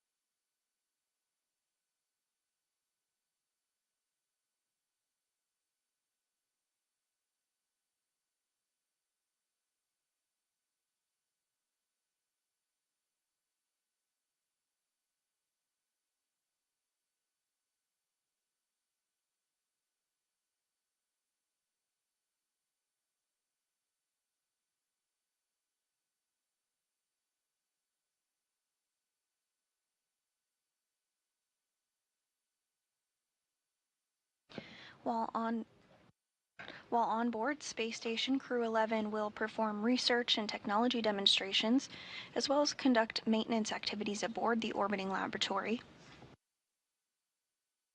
Crew-11 will also contribute to NASA's Artemis campaign by simulating moon landing scenarios that astronauts may encounter near the lunar South Pole.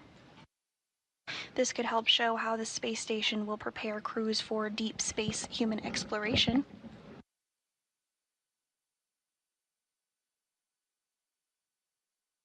The simulations will also be performed before, during, and after their mission using handheld controllers and multiple screens to identify how changes in gravity affect spatial awareness and an astronaut's ability to pilot spacecraft like a lunar lander.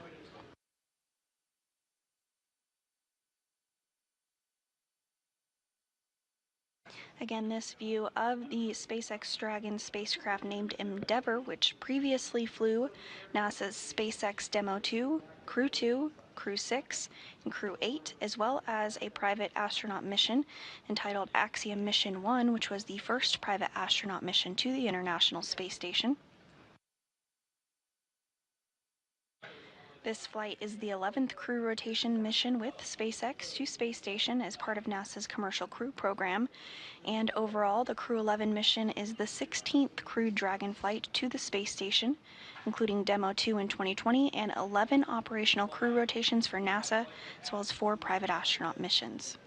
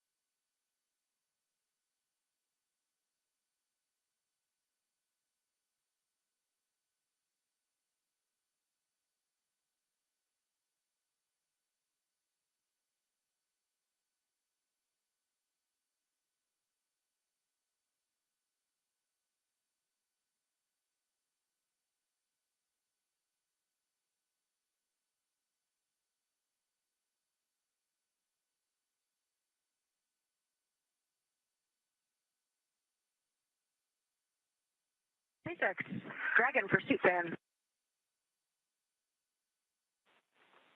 Dragon, we're with you on the big loop.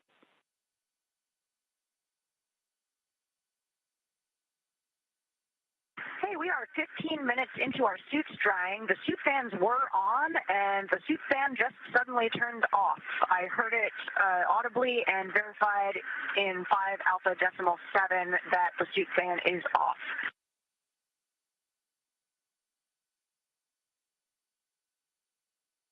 Okay, we copy. You just heard the suit fans turn off. We're going to take a closer look on the ground and get back to you.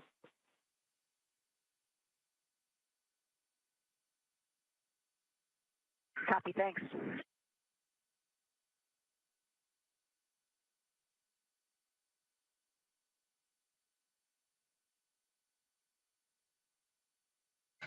And that was NASA astronaut Nicole Ayers as they work through procedures inside of Endeavour, which includes removing their spacesuits following docking, sounding like the fan that is utilized to help dry those spacesuits did turn off, so the crew on the ground going to take a look at that.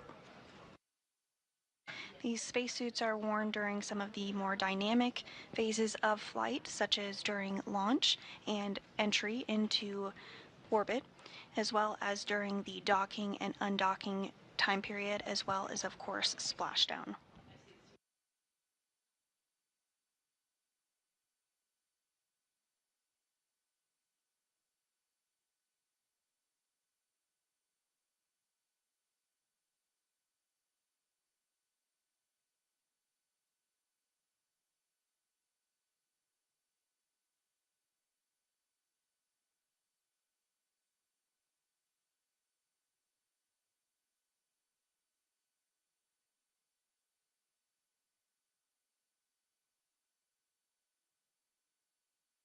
Station on 2. We are ready for 2.102 on your go.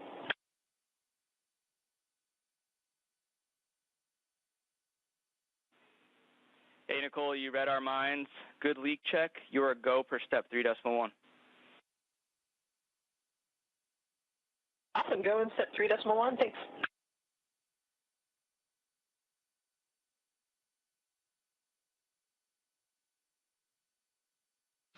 And NASA astronaut Nicole Ayers reporting from the International Space Station that the leak checks are looking good for that vestibule repressurization. Again, that has to be done before the hatch can be opened, and there we are seeing a view of her on our screen as she works to open up that A-pass hatch.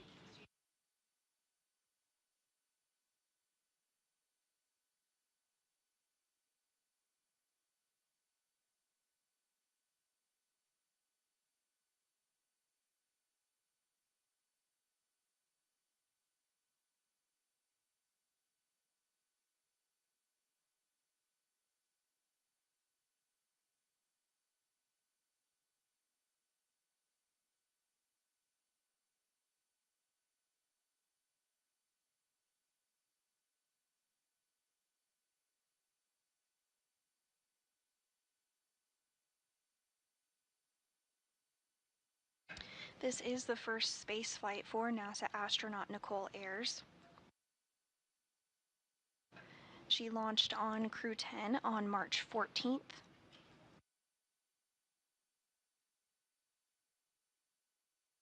Prior to her time at NASA, she is a lieutenant colonel in the U.S. Air Force. Step 3.2.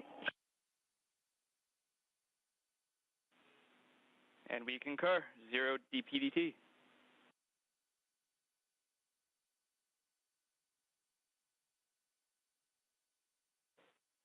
Dragon SpaceX on the big loop for suit fan follow-up.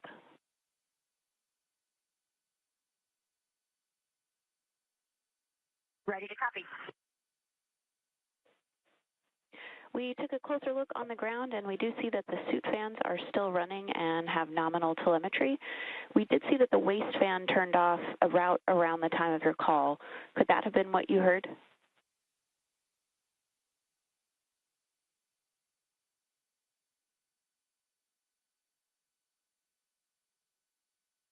That is possible.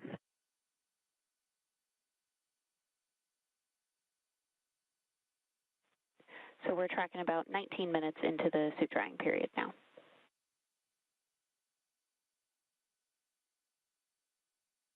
Yeah, affirm. Our timer is about 20 minutes.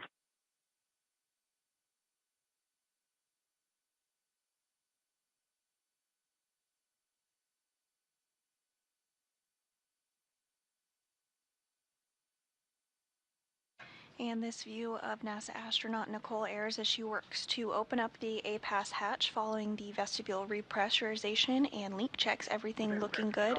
On the big group, inventory report.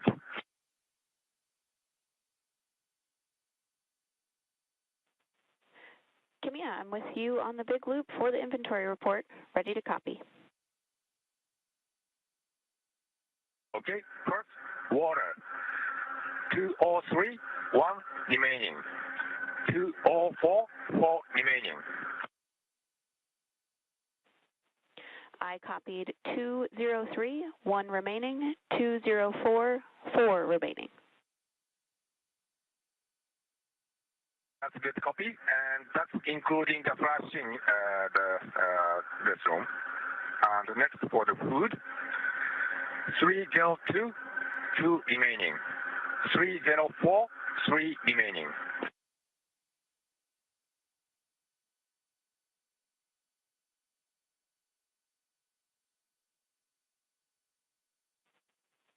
I copied 302, 2 remaining, 304, 3 remaining. That's all good copy. Thank you.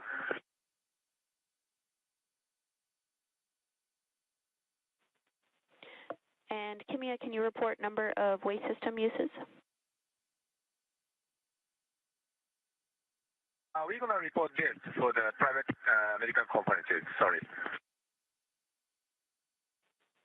Copy that. No change from PMC. That is true.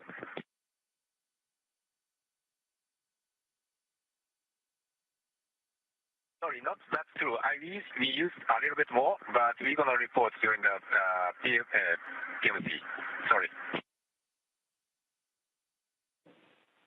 Okay, copy additional uses and we'll report during PMC. That's good copy. Thank you.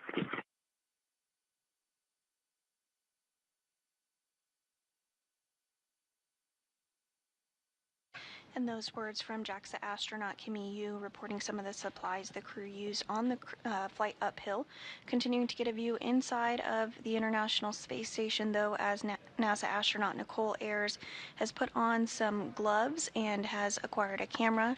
She's going to inspect the hatch for any FOD or foreign object debris to make sure everything is nice and clean before they do go ahead and open up the hatches.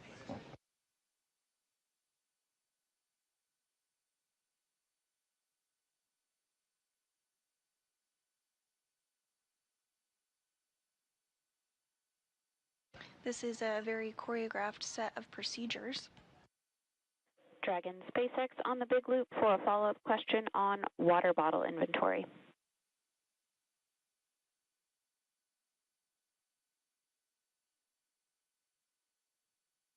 Go ahead. Could you confirm inventory in bags 201 and 202?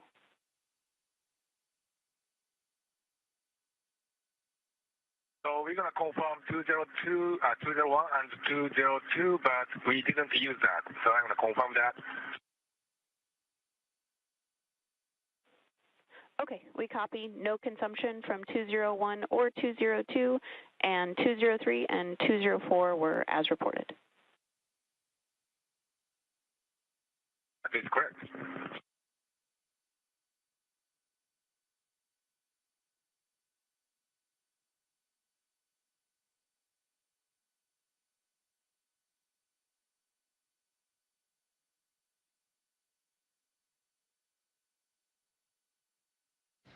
And on your screen now appearing is JAXA astronaut Takuya Onishi, who is helping Ayers with a light that he passed along as she works to photograph and inspect that area.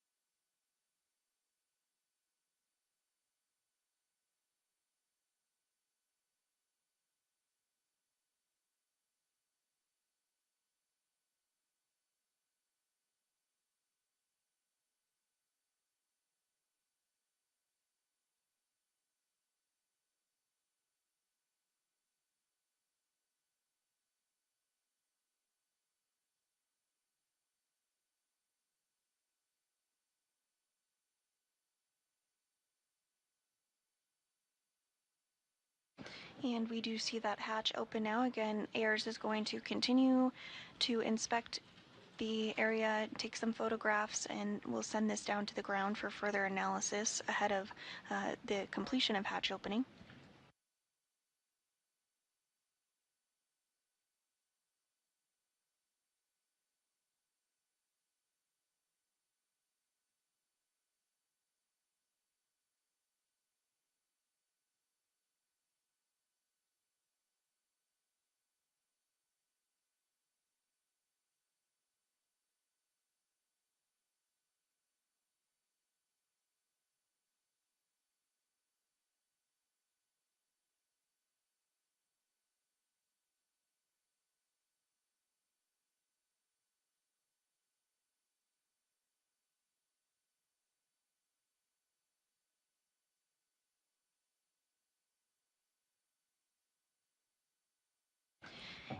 And if you're just joining us this morning, you are looking at a live view inside the International Space Station as Nicole Ayers of NASA works to step through hatch opening procedures following the docking of Crew-11 at 1:20. Station on 2, the APAS hatch is open, and there was no condensation. Copy, hatch open, good report. Following Crew-11's docking at 1:27 a.m. Central Time this morning. You did just hear her report out that following the APAS hatch opening, there was no reported condensation, so they'll continue to step through the rest of the carefully choreographed procedures ahead of hatch opening this morning. We are targeting 3:15 a.m. Central for that hatch opening, but that time frame can be a little bit flexible. Crew-11 launched from the Kennedy Space Center in Florida yesterday at 10:43 a.m. Central.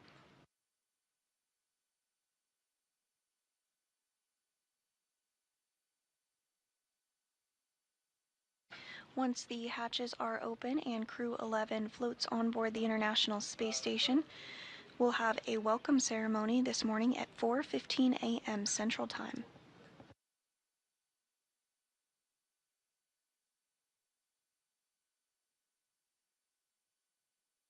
During this welcome ceremony, the 4 astronauts on board Crew-11, as well as the 7 astronauts currently on board Space Station, will have the opportunity to give some remarks.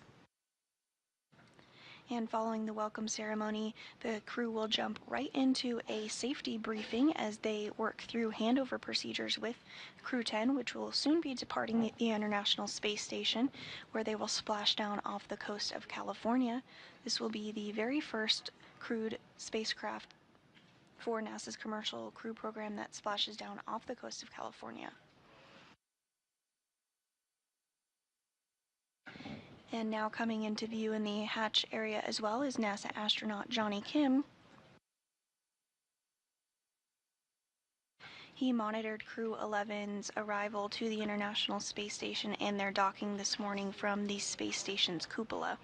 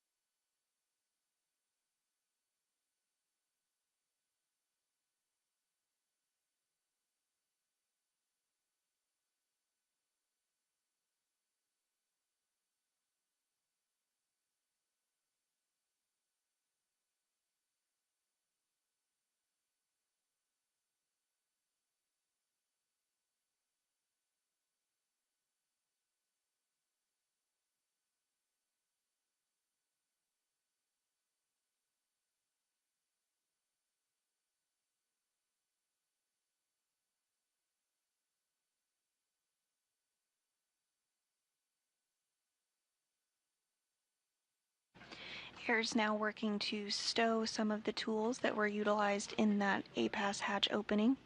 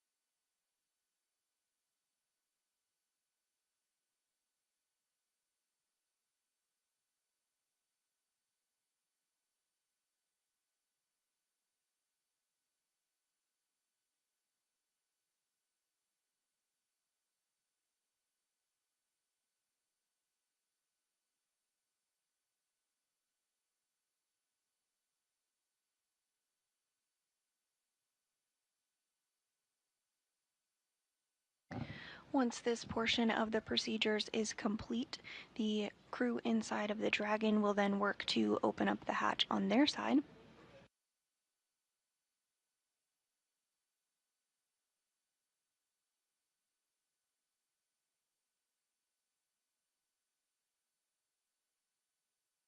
Following this, the IMV ducting that you saw, some of that orange and white hose-looking hardware will work to be further installed as well.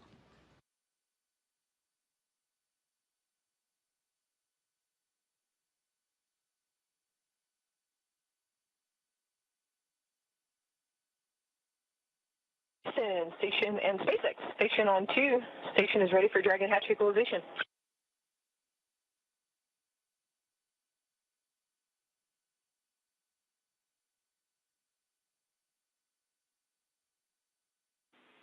SpaceX copies on the big loop. And Houston copies on the big loop.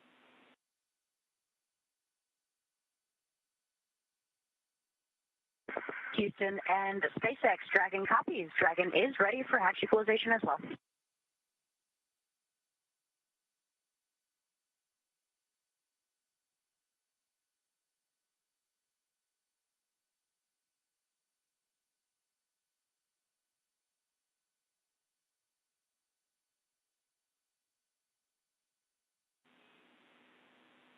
Station and Dragon, stand by for equalization. Expected to take 1 to 2 minutes.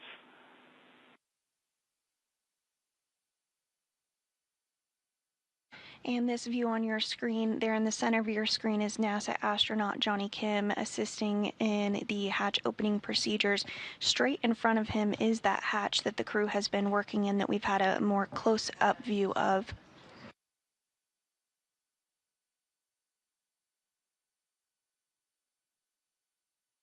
And there is NASA astronaut Ann McClain.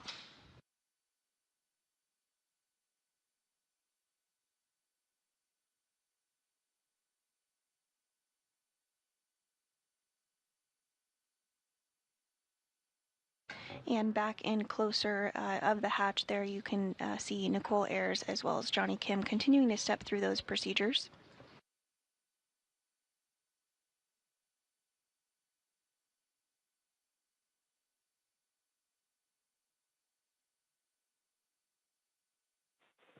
Dragon SpaceX on the big loop, looking for permission to bring cameras back on board before we open the hatch.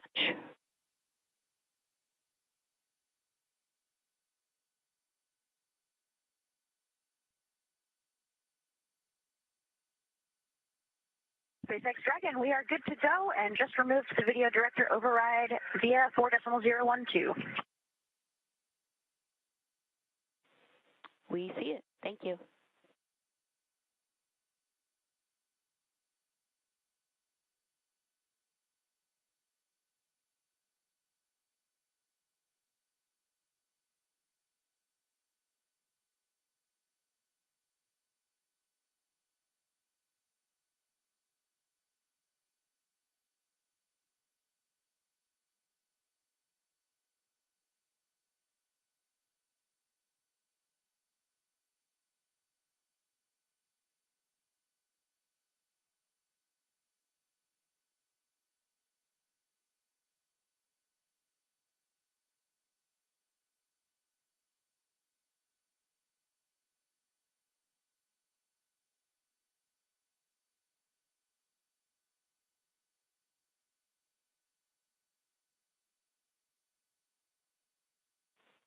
Dragon SpaceX on the big loop, you are go for hatch opening per the decal, followed by the remaining actions in 4.400.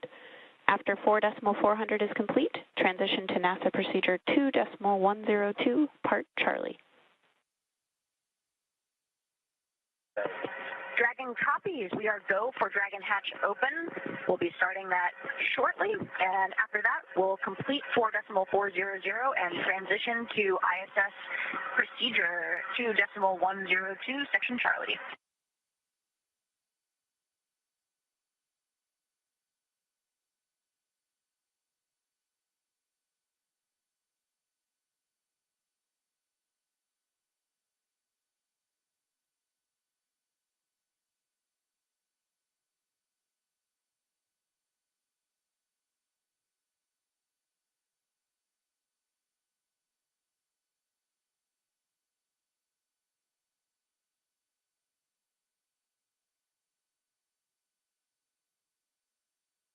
And you're looking at our first views inside of Dragon as the crew got out of their spacesuits and put them in a configuration to dry as per the procedures following docking.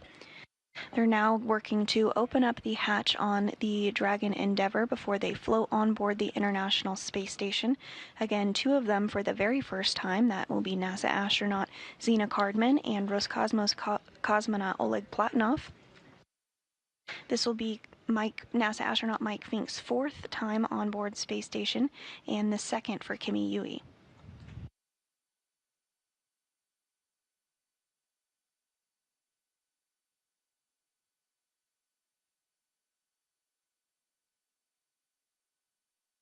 And it looks like the Dragon hatch is in the process of being opened up. You can see it on the right side of your screen there on the top right.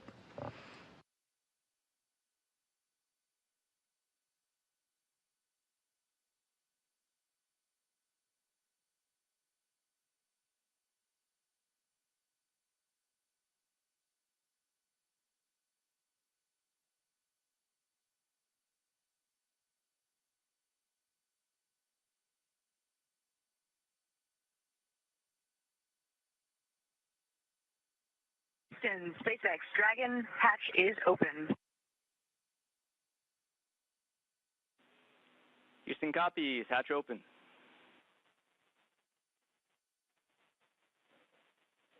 And with that, the Dragon hatch is open.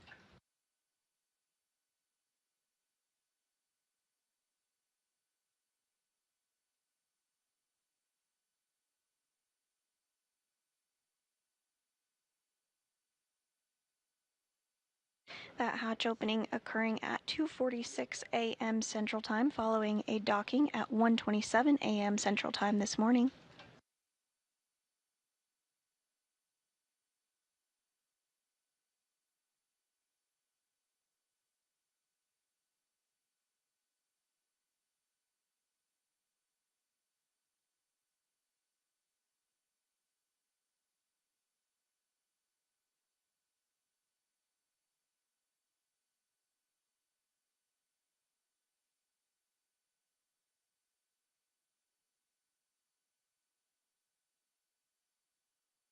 And with the hatches open, it will be just another moment before the crew does float aboard the International Space Station.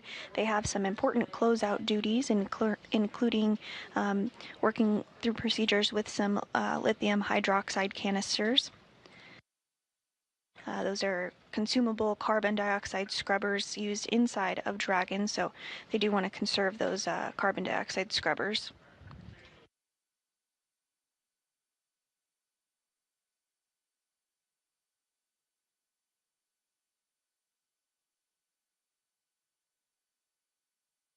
And back inside the International Space Station, on their hatch side, you see Johnny Kim there waiting to take some photographs of the crew as they float aboard. A little further in the hatch, I believe that is NASA astronaut Nicole Ayers, who's stepping through those procedures for hatch open. Step 6.1 at 2.102. IMV duct installation is complete. We are go for IMV fan activation.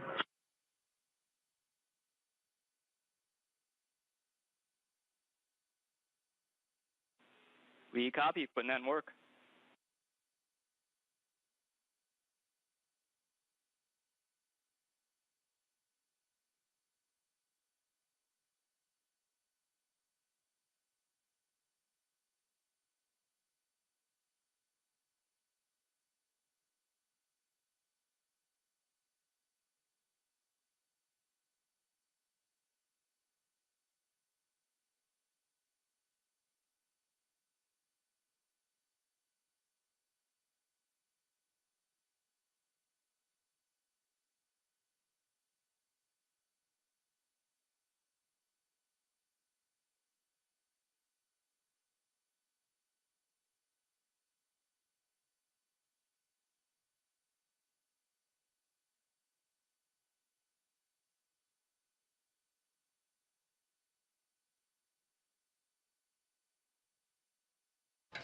And back inside Dragon, the crew is stepping through those final preparations ahead of floating on board Space Station.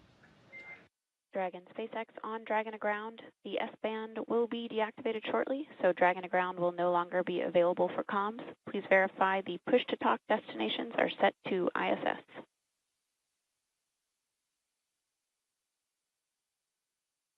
Dragon copies, Wilco.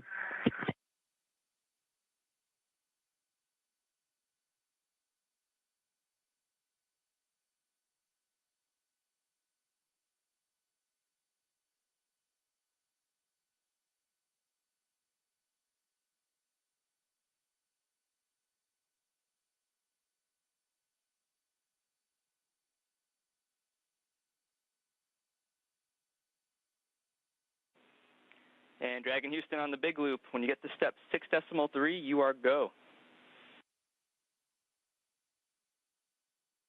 And Dragon copies, Houston. We are ready for 6.3. We're opening location 23 at this time.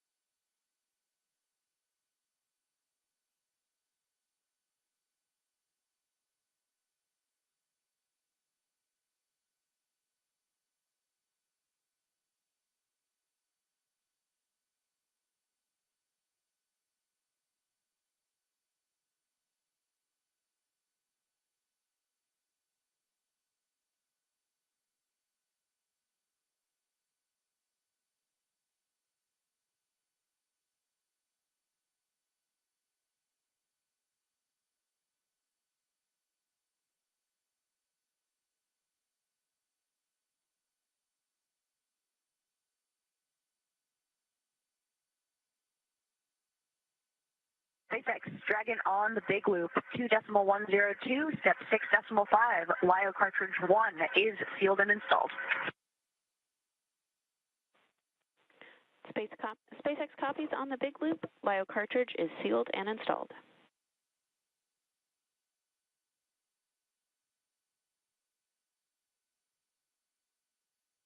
And those comms about that LiO cartridge that we did discuss earlier, which helps scrub the carbon dioxide from the Dragon capsule.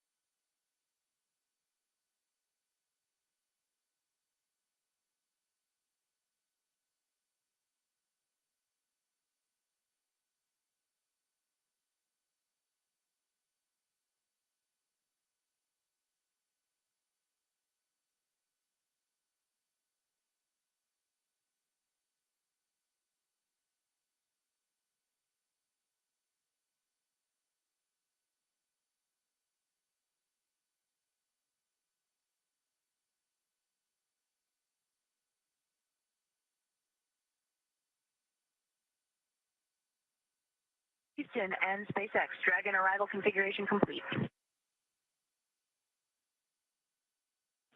Houston copies. And SpaceX copies.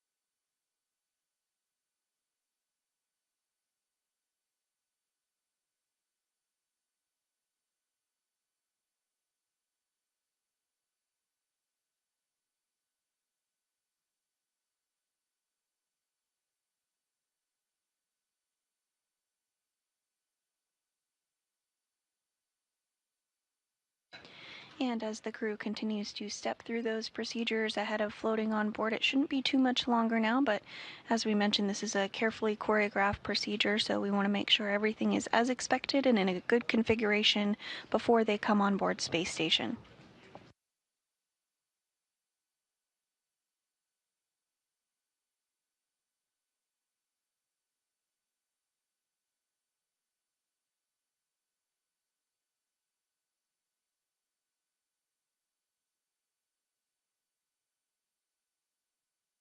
And this view inside of the International Space Station Flight Control Room, showcasing the team that has been working to step through the procedures with the crew for docking.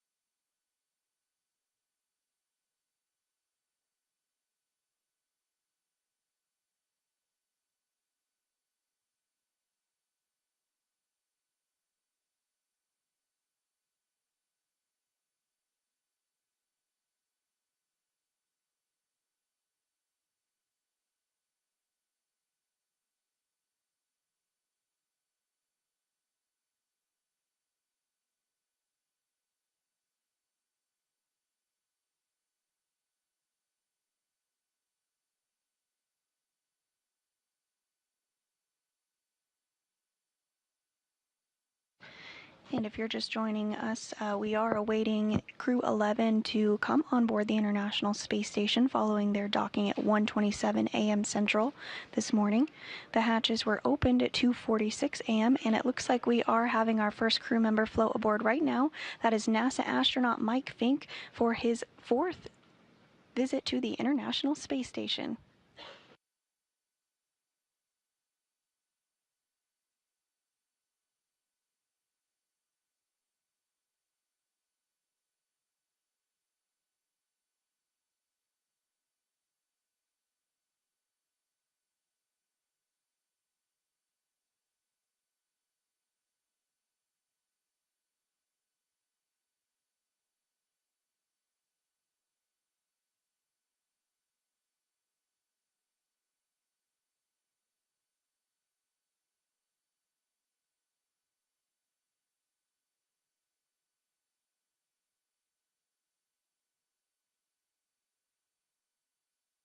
And it looks like his microgravity skills never left him.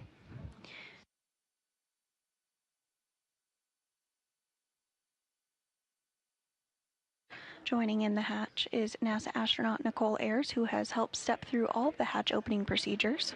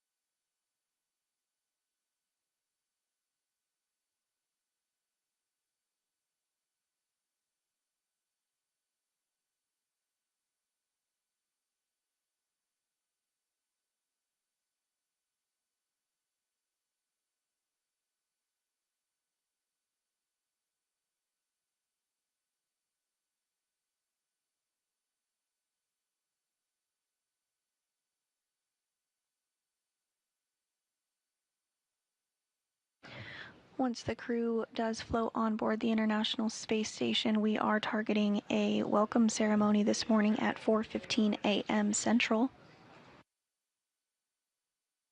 Again, if you're just joining us, Crew-11 docked to the International Space Station's Zenith port of the Harmony module at 1:27 a.m. Central Time. Now coming through the hatch is Roscosmos cosmonaut Oleg Platonov. This is his very first visit to the International Space Station. Some big hugs there with NASA astronaut Nicole Ayers and Johnny Kim.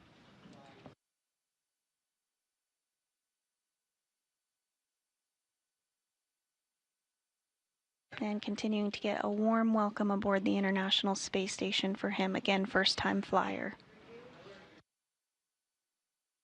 And next through the hatch is JAXA, or Japan Aerospace Exploration Agency astronaut Kimi Yu.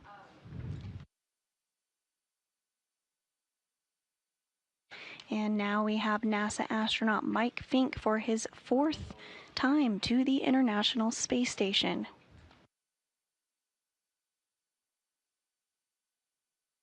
And now coming into view is Zena Cardman. Again, her first time on board the International Space Station as well. Lots of smiles and hugs.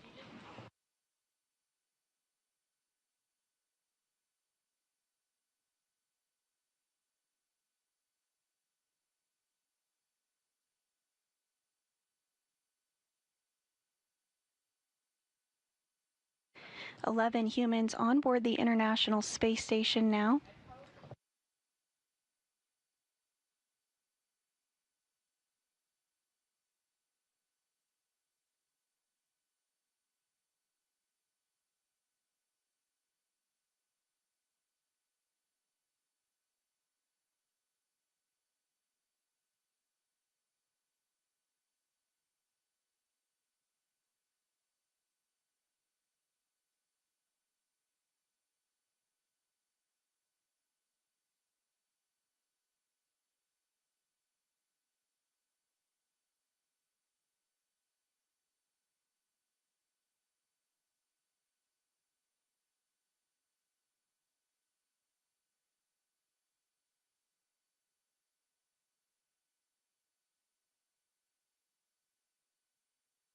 We are targeting a welcome ceremony this morning at 4:15 a.m. Central Time, rather.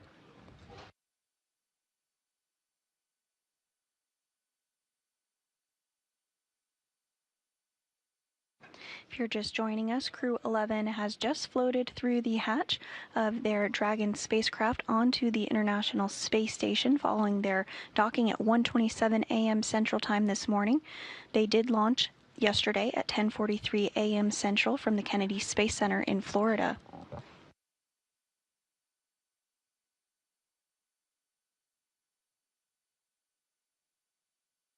With Crew-11's arrival to the International Space Station, the population on board is now 11 and will remain 11 crew members for a short time as Crew 10 and Crew 11 complete a brief handover period before Crew 10 undocks and splashes down off the coast of California.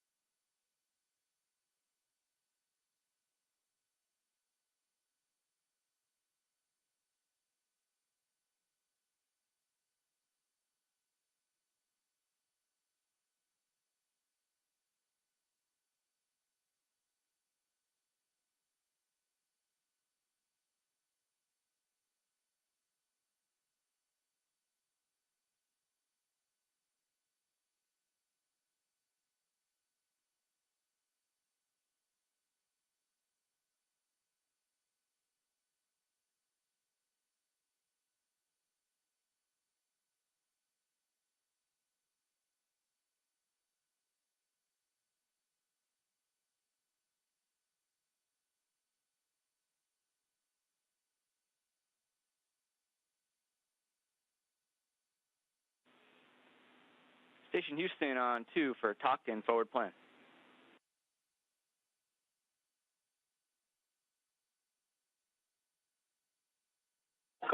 Go ahead on 2, Matt. Hey, Doc, it was great seeing the crew arrive on board. Congratulations to everybody. And just wanted to circle back with you on the PAO event. We were, of course, thinking of it starting at 9:15, but we can also pull it earlier to start around 9:02. That's when KU locks up on that GDRS pass. And then we could do the PAO prep event scene, might check all that on the previous pass or whenever, just before that, if the crew wants to get that done early. So totally up to the crew. Let's keep it at 9:15 because I already told the cosmonauts that way, so let's keep it. Hey, that totally works for us. And while I have you, after the PO event, we can have another discussion on all the other days' activities, whether or not we're going to keep them scheduled as is or pull them forward to get you guys done early. So we'll have that conversation afterwards. With that, basically we want to move everything earlier. Thank you. That makes sense. Appreciate it.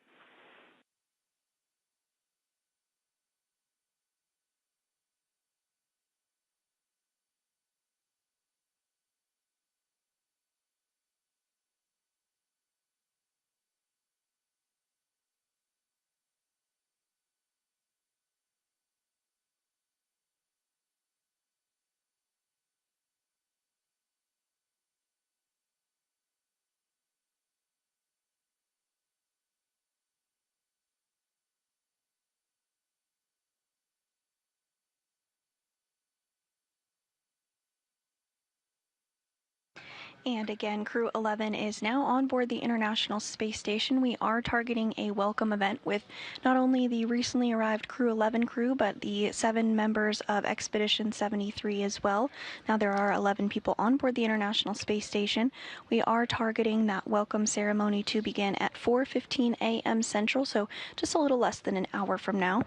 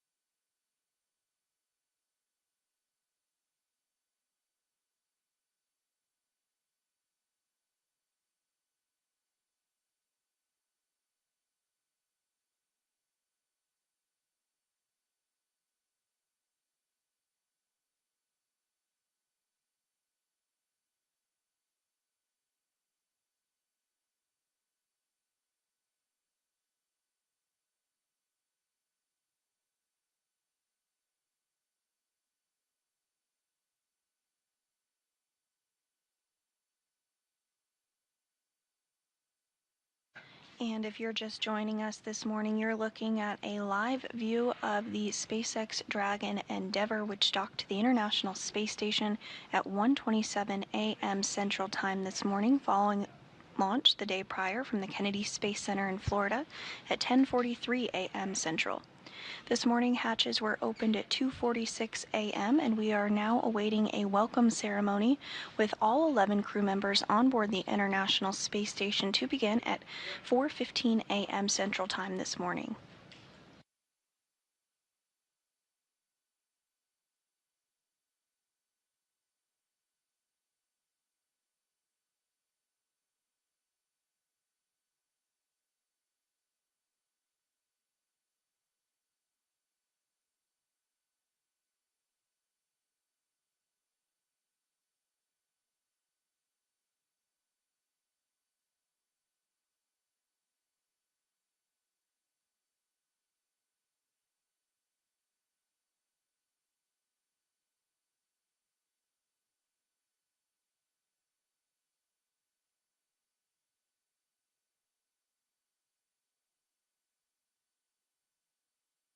And this view here on your screen, you do see Endeavour dock to the zenith port of the International Space Station. That's the space-facing port.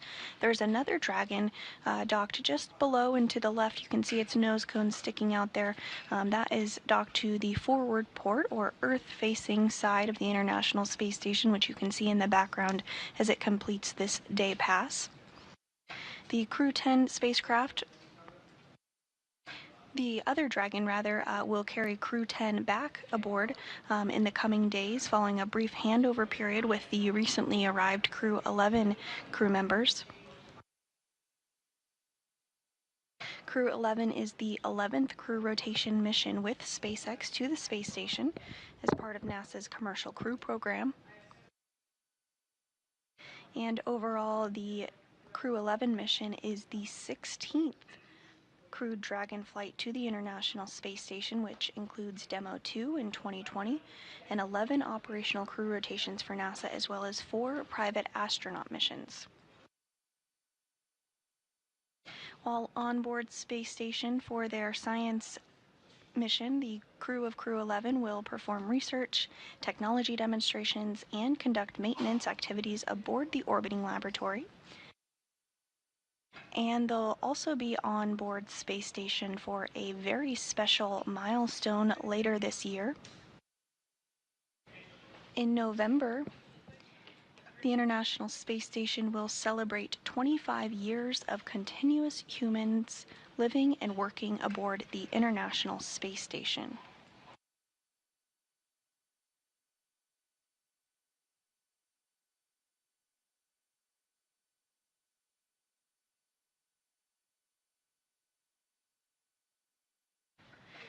During the last 25 years, over 280 individuals representing 26 countries and 5 international partners have visited the space station.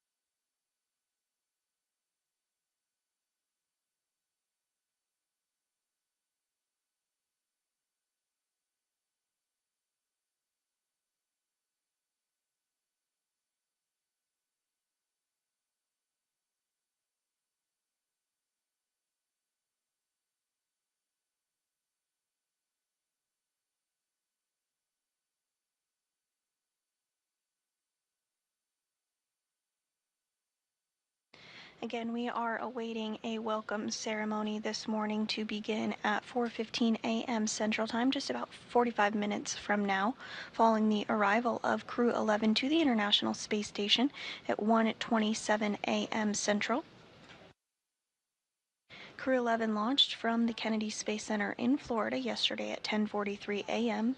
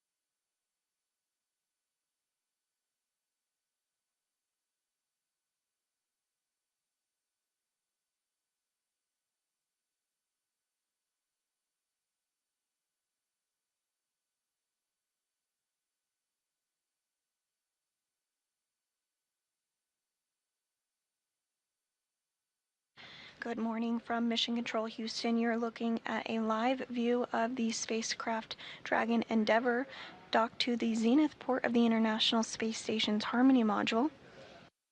Docking occurred this morning at 1:27 a.m. Central Time, and the hatches were opened a short time later at 2:46 a.m. Central Time. At this point, we are awaiting our welcome ceremony to begin at 4:15 a.m. Central, less than 40 minutes from now.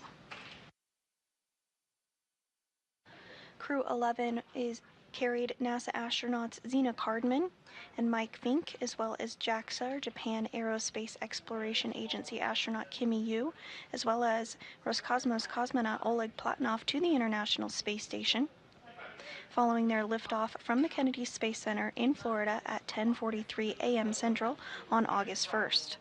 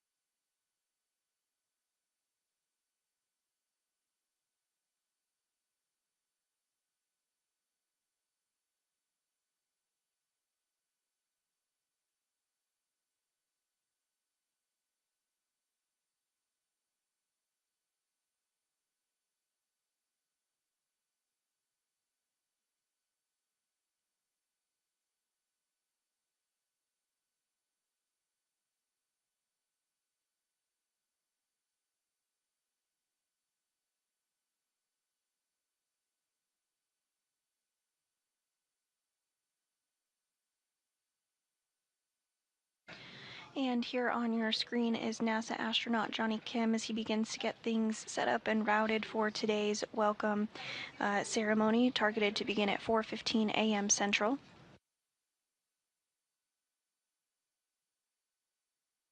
Johnny is completing his very first mission aboard the International Space Station after launching on board the Soyuz MS-27 spacecraft on April 8th.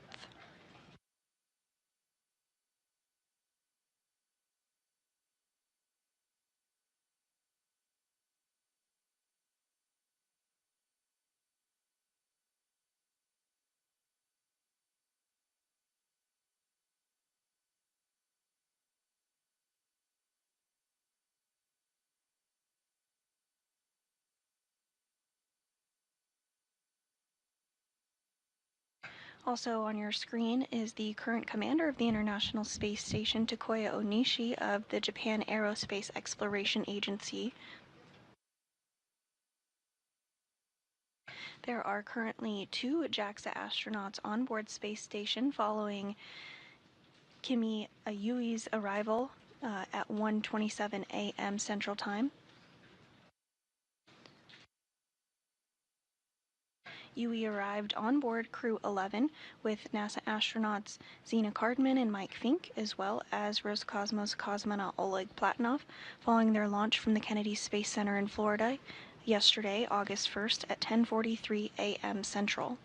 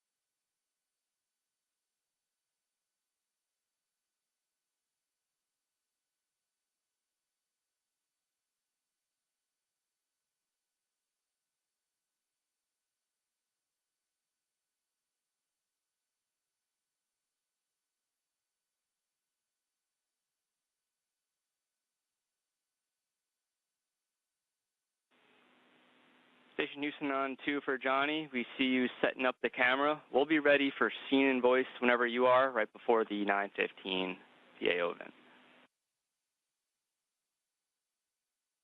Okay, copy. I'll catch you on the other side of this handover. Sounds like a plan.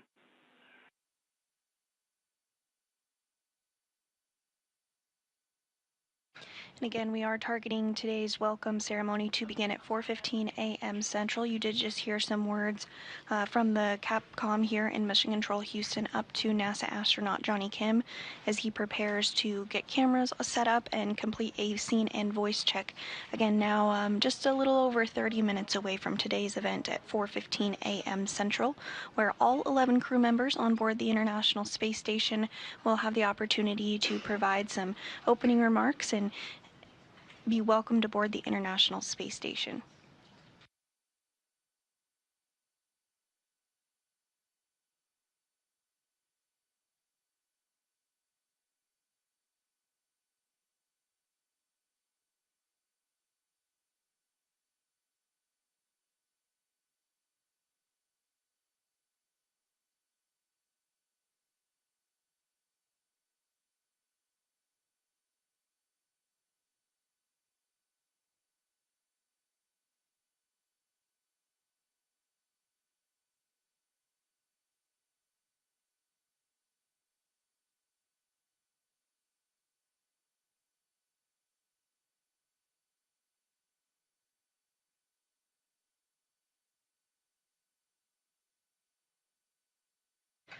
And we are in a brief handover period between our satellites, but you're getting a live view inside of Mission Control Houston at some of the team that did work the shift this morning for docking.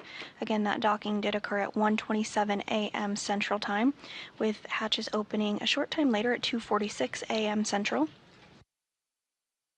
Crew-11 launched from the Kennedy Space Center in Florida on August 1st at 10:43 a.m. Central. And we are now awaiting a welcome ceremony to begin at 4:15 a.m. this morning.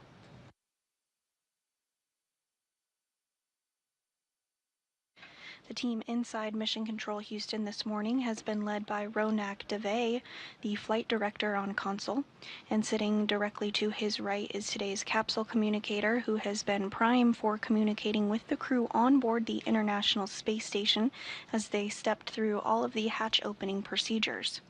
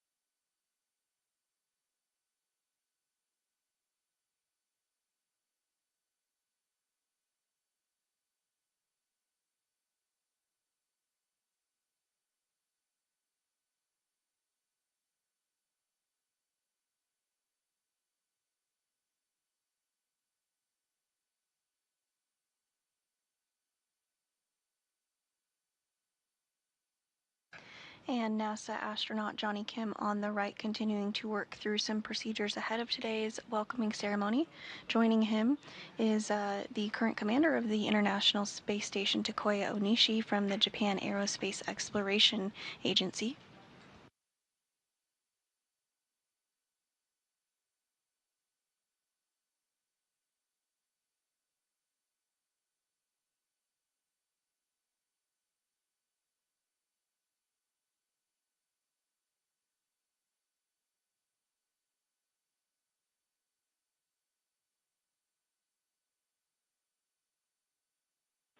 And Johnny, no response required as you're cleaning up. We like the view, but we would just like it a little bit down towards the deck and then tilt or panned a little bit left towards the gem relative to the camera.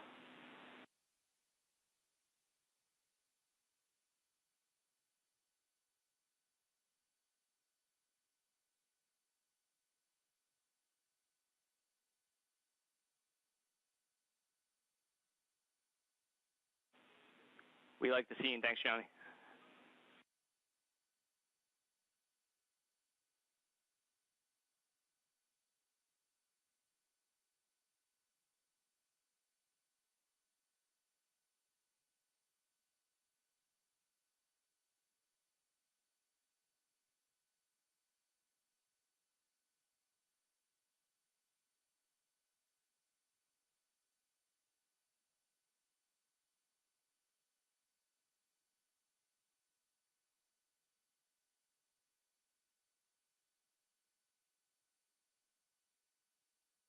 Station on 2, ready for the scene and voice check on node 2 cam 1. We also have node 2 cam 2 set up as a backup option in case cam 1 goes down. Hey, we see both. Sounds like a plan.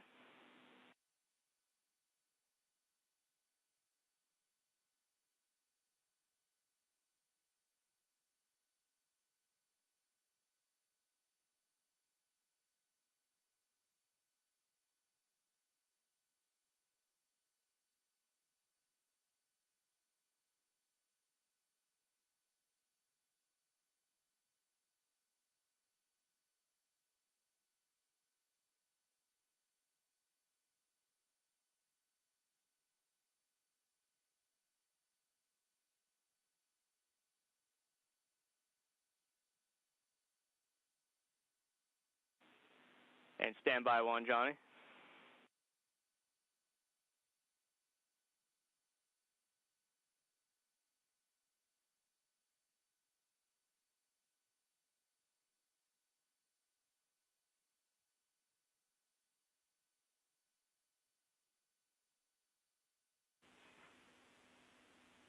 And Johnny, that was a good voice check. We'll sync up with you guys for the event at 9:15.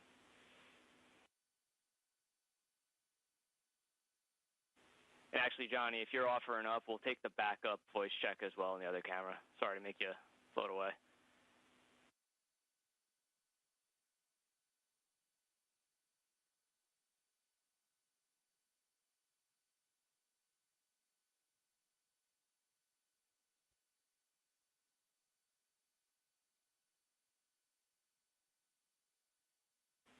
Yeah, and Johnny, we're not hearing you come down on that one. And Johnny, we don't need the troubleshoot. We like the primary, so no worries there. Copy, thumbs up.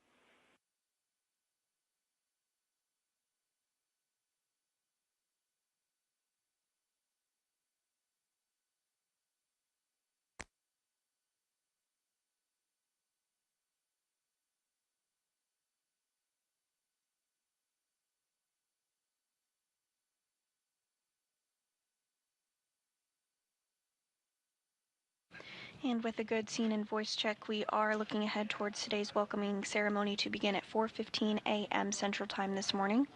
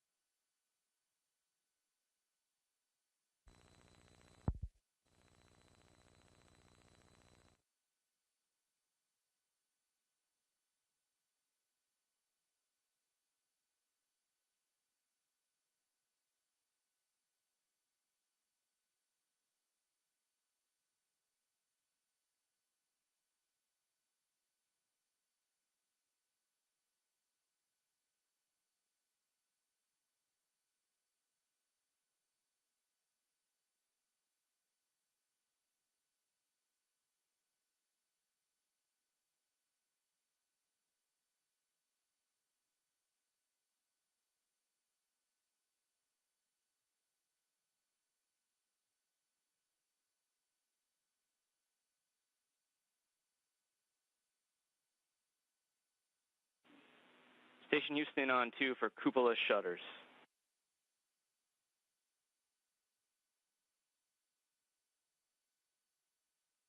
On 2. Hey, so we're getting close to a cupola temp constraint, which will require us to close the shutters. The last thing you'd want to do is interrupt you guys during the PAO event to do so. So we're going to ask you to go ahead and close those shutters. And we definitely apologize to our new crewmates who are probably looking out at the views right now, but we'll make it up to you guys on the back end.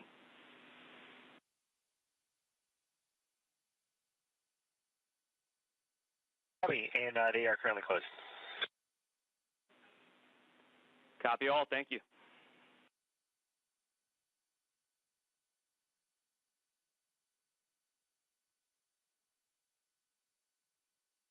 And we did just hear some communications there about the cupola shutters. The cupola is the portion of the International Space Station that is lovingly known as the window to the world. Essentially, it's an area that crew members are able to look outside the window and take amazing photography of our home planet. They do have a set of protective shutters outside of the windows of the cupola that can be open and closed for protective reasons, and so that call up to the crew to go ahead and preemptively close those cupola shutters was what that communications was about.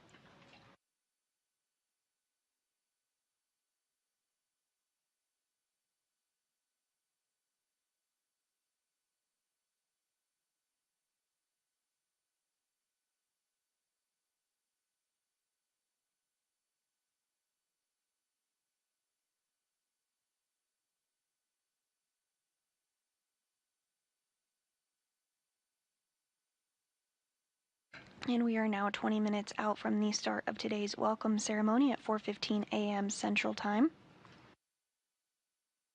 If you are just joining us, you are looking at a live view inside the International Space Station ahead of that welcoming ceremony. We did have Crew-11 that docked to the International Space Station Zenith port of the International Space Station's Harmony module at 1:27 a.m. Central Time this morning. Following that, hatches were opened at 2:46 a.m. Central Time.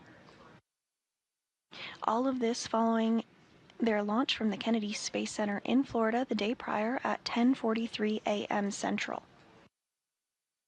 So soon we will have that welcome ceremony where all 11 crew members on board the International Space Station will get to participate in this event, officially welcoming Crew-11 of NASA astronauts Zena Cardman and Mike Fink, as well as JAXA, or Japan Aerospace Exploration Agency, Kimi Yui, as well as Roscosmos cosmonaut Oleg Platonov on board the International Space Station. For some statistics for you, this is Cardman's very first space flight, as well as Platonov's. It's the 4th space flight for NASA astronaut Mike Fink, and the 2nd for Kimi Yui.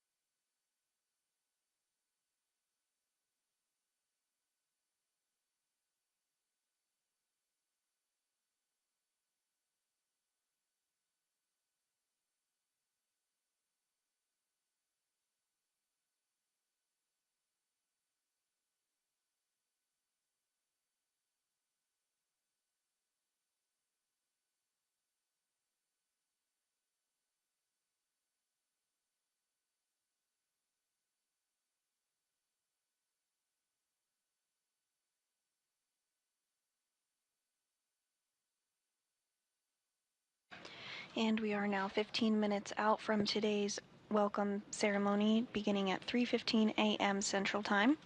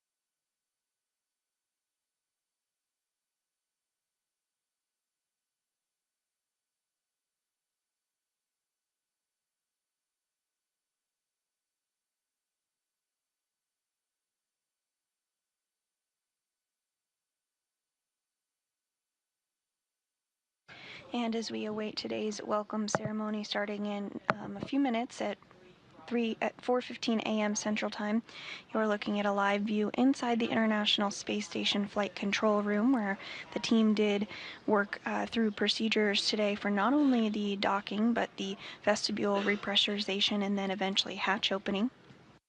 The team on console during today's shift was led by Ronak Dave, the flight director on console during docking this morning. And the team here in the room did help to get on board NASA astronauts Zena Cardman and Mike Fink, as well as JAXA astronaut Kimi Yui and Roscosmos cosmonaut Oleg Platonov following their docking at 1:27 a.m. Central Time. The quartet of Crew-11 did launch from the Kennedy Space Center in Florida yesterday, August 1st at 10:43 a.m. Central.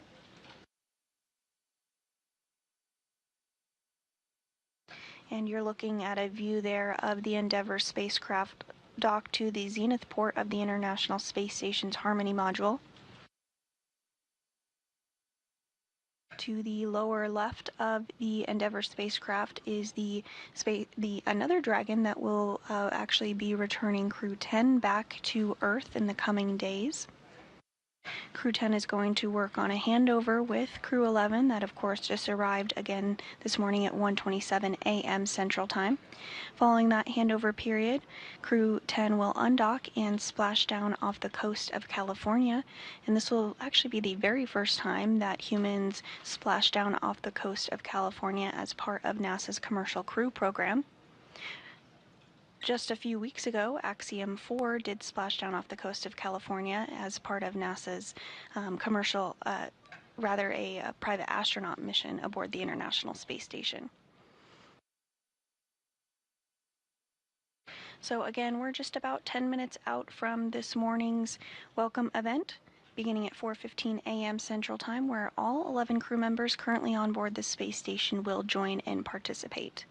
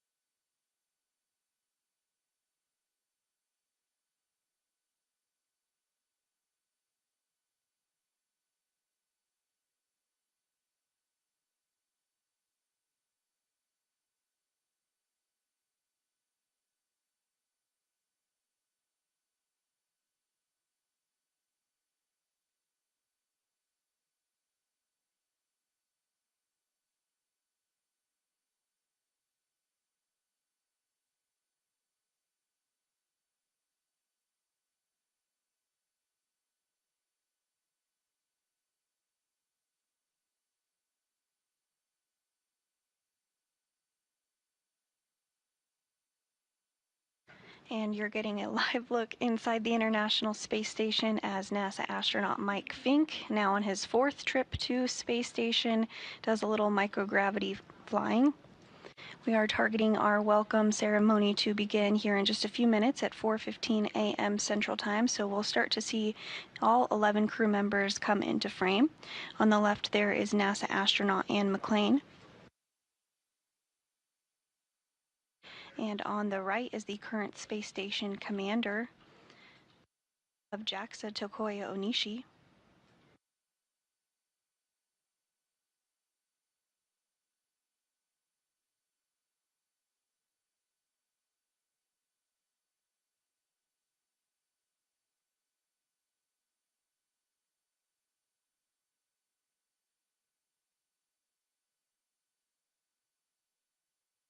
And now joining in the frame is JAXA astronaut Kimi Yui.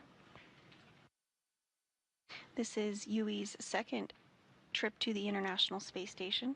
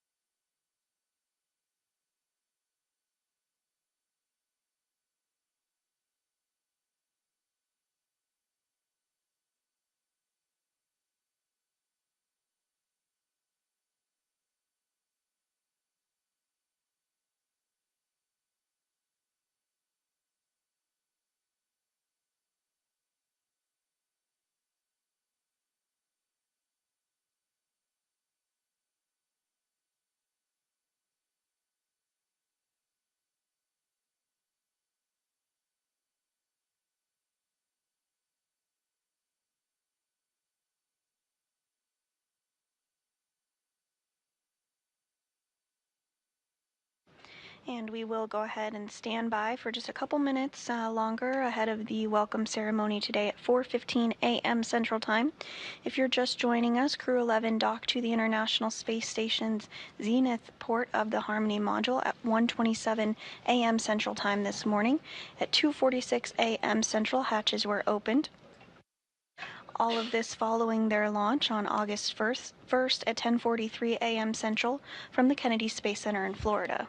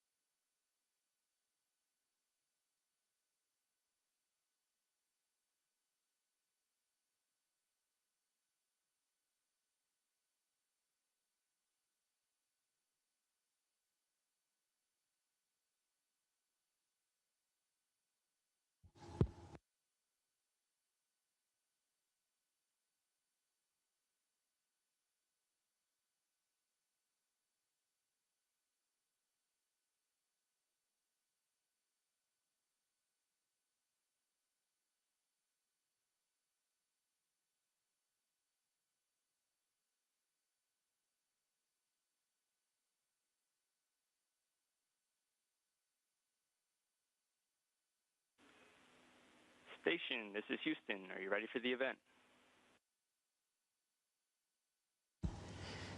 Houston, this is Station. We are ready for welcome remarks. Please begin the welcome ceremony.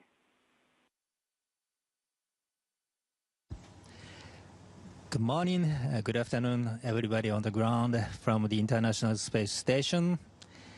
And Endeavour crew, welcome on board. Yokoso, Daburo Pajalabachi. And we are so happy and excited to see your smiling faces. And Gina, Oleg, congratulations on your first space flight. We are looking forward to hearing your impressions and your feelings about that. And Mike and Kimia, welcome back. Your experience will be an invaluable asset for Expedition 73. And we have a very busy handover period ahead of us, but I'm really looking forward to working with each of you. So now I will pass the microphone to Crew-11 Commander Gina Cardman.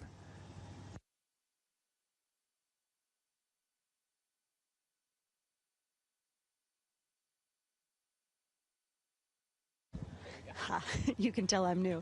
Hello. This has been the absolute journey of a lifetime. We are so incredibly grateful to be here. Thank you so much for this warm welcome. It was such an unbelievably beautiful sight to see the space station come into our view for the first time, especially with these wonderful crewmates. Oleg and I, both for the first time, and of course Mike and Kimiya-san have so much experience that they bring to this team. With deep gratitude to everyone who got us ready for this moment. Thank you so much. Over to you, Mike. Thank you, Zena, and thank you to the Expedition 73 crew. You have made us feel so welcome. We're so glad to be here. We're happy to join you, and we will do our best to help the 73 crew who's on Crew 10 to get home safely. Your friends and family are waiting for you. In the meantime, this is a beautiful space station, and it's so good to be back, and we're here to take good care of it and help do our very best. Oh, thank you very much for warm, full, very, very good welcome. And I'm so grateful to be here. We have great Crew-11 crew members and also this expedition members. Yeah, I'm very looking forward to working with them and make this Expedition 73 the best. I'll work hard. Thank you. Thank you, Kimiya-san. I'm Oleg Platonov, and I'm also would like to say thank you very much for so warm meeting, and I believe and I hope we will have incredible and unbelievable time on board. И спасибо моим коллегам, будущим соэкипажникам. Я также благодарю вас за такую теплую встречу. И спасибо всем на Земле, кто готовил меня и наш экипаж и сделал все возможное, чтобы отправить нас сюда. Мы обещаем выполнить все наши задачи на самые высокие оценки и продвигать человечество в области космонавтики только вперед. Спасибо. Ура. It's enthusiasm. Thank you, guys, and once again, welcome on board the International Space Station. And Houston, back with you. That concludes our event. Thank you to all participants. Station, we are now resuming operational audio communications.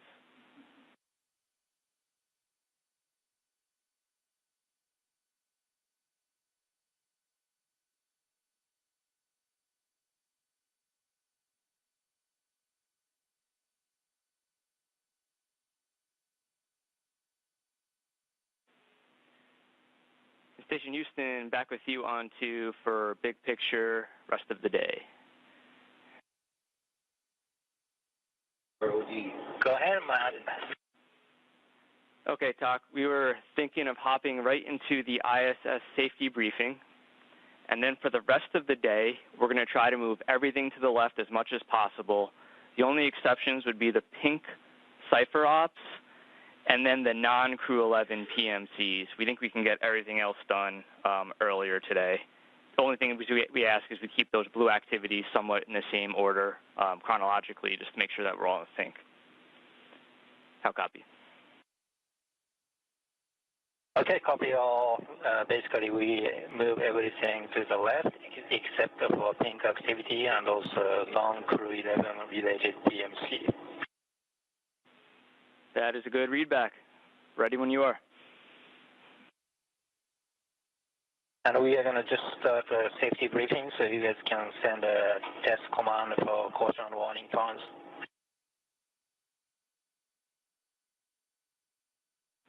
Okay, sounds like a plan. We will give you a call when we're ready to send those. Copy that.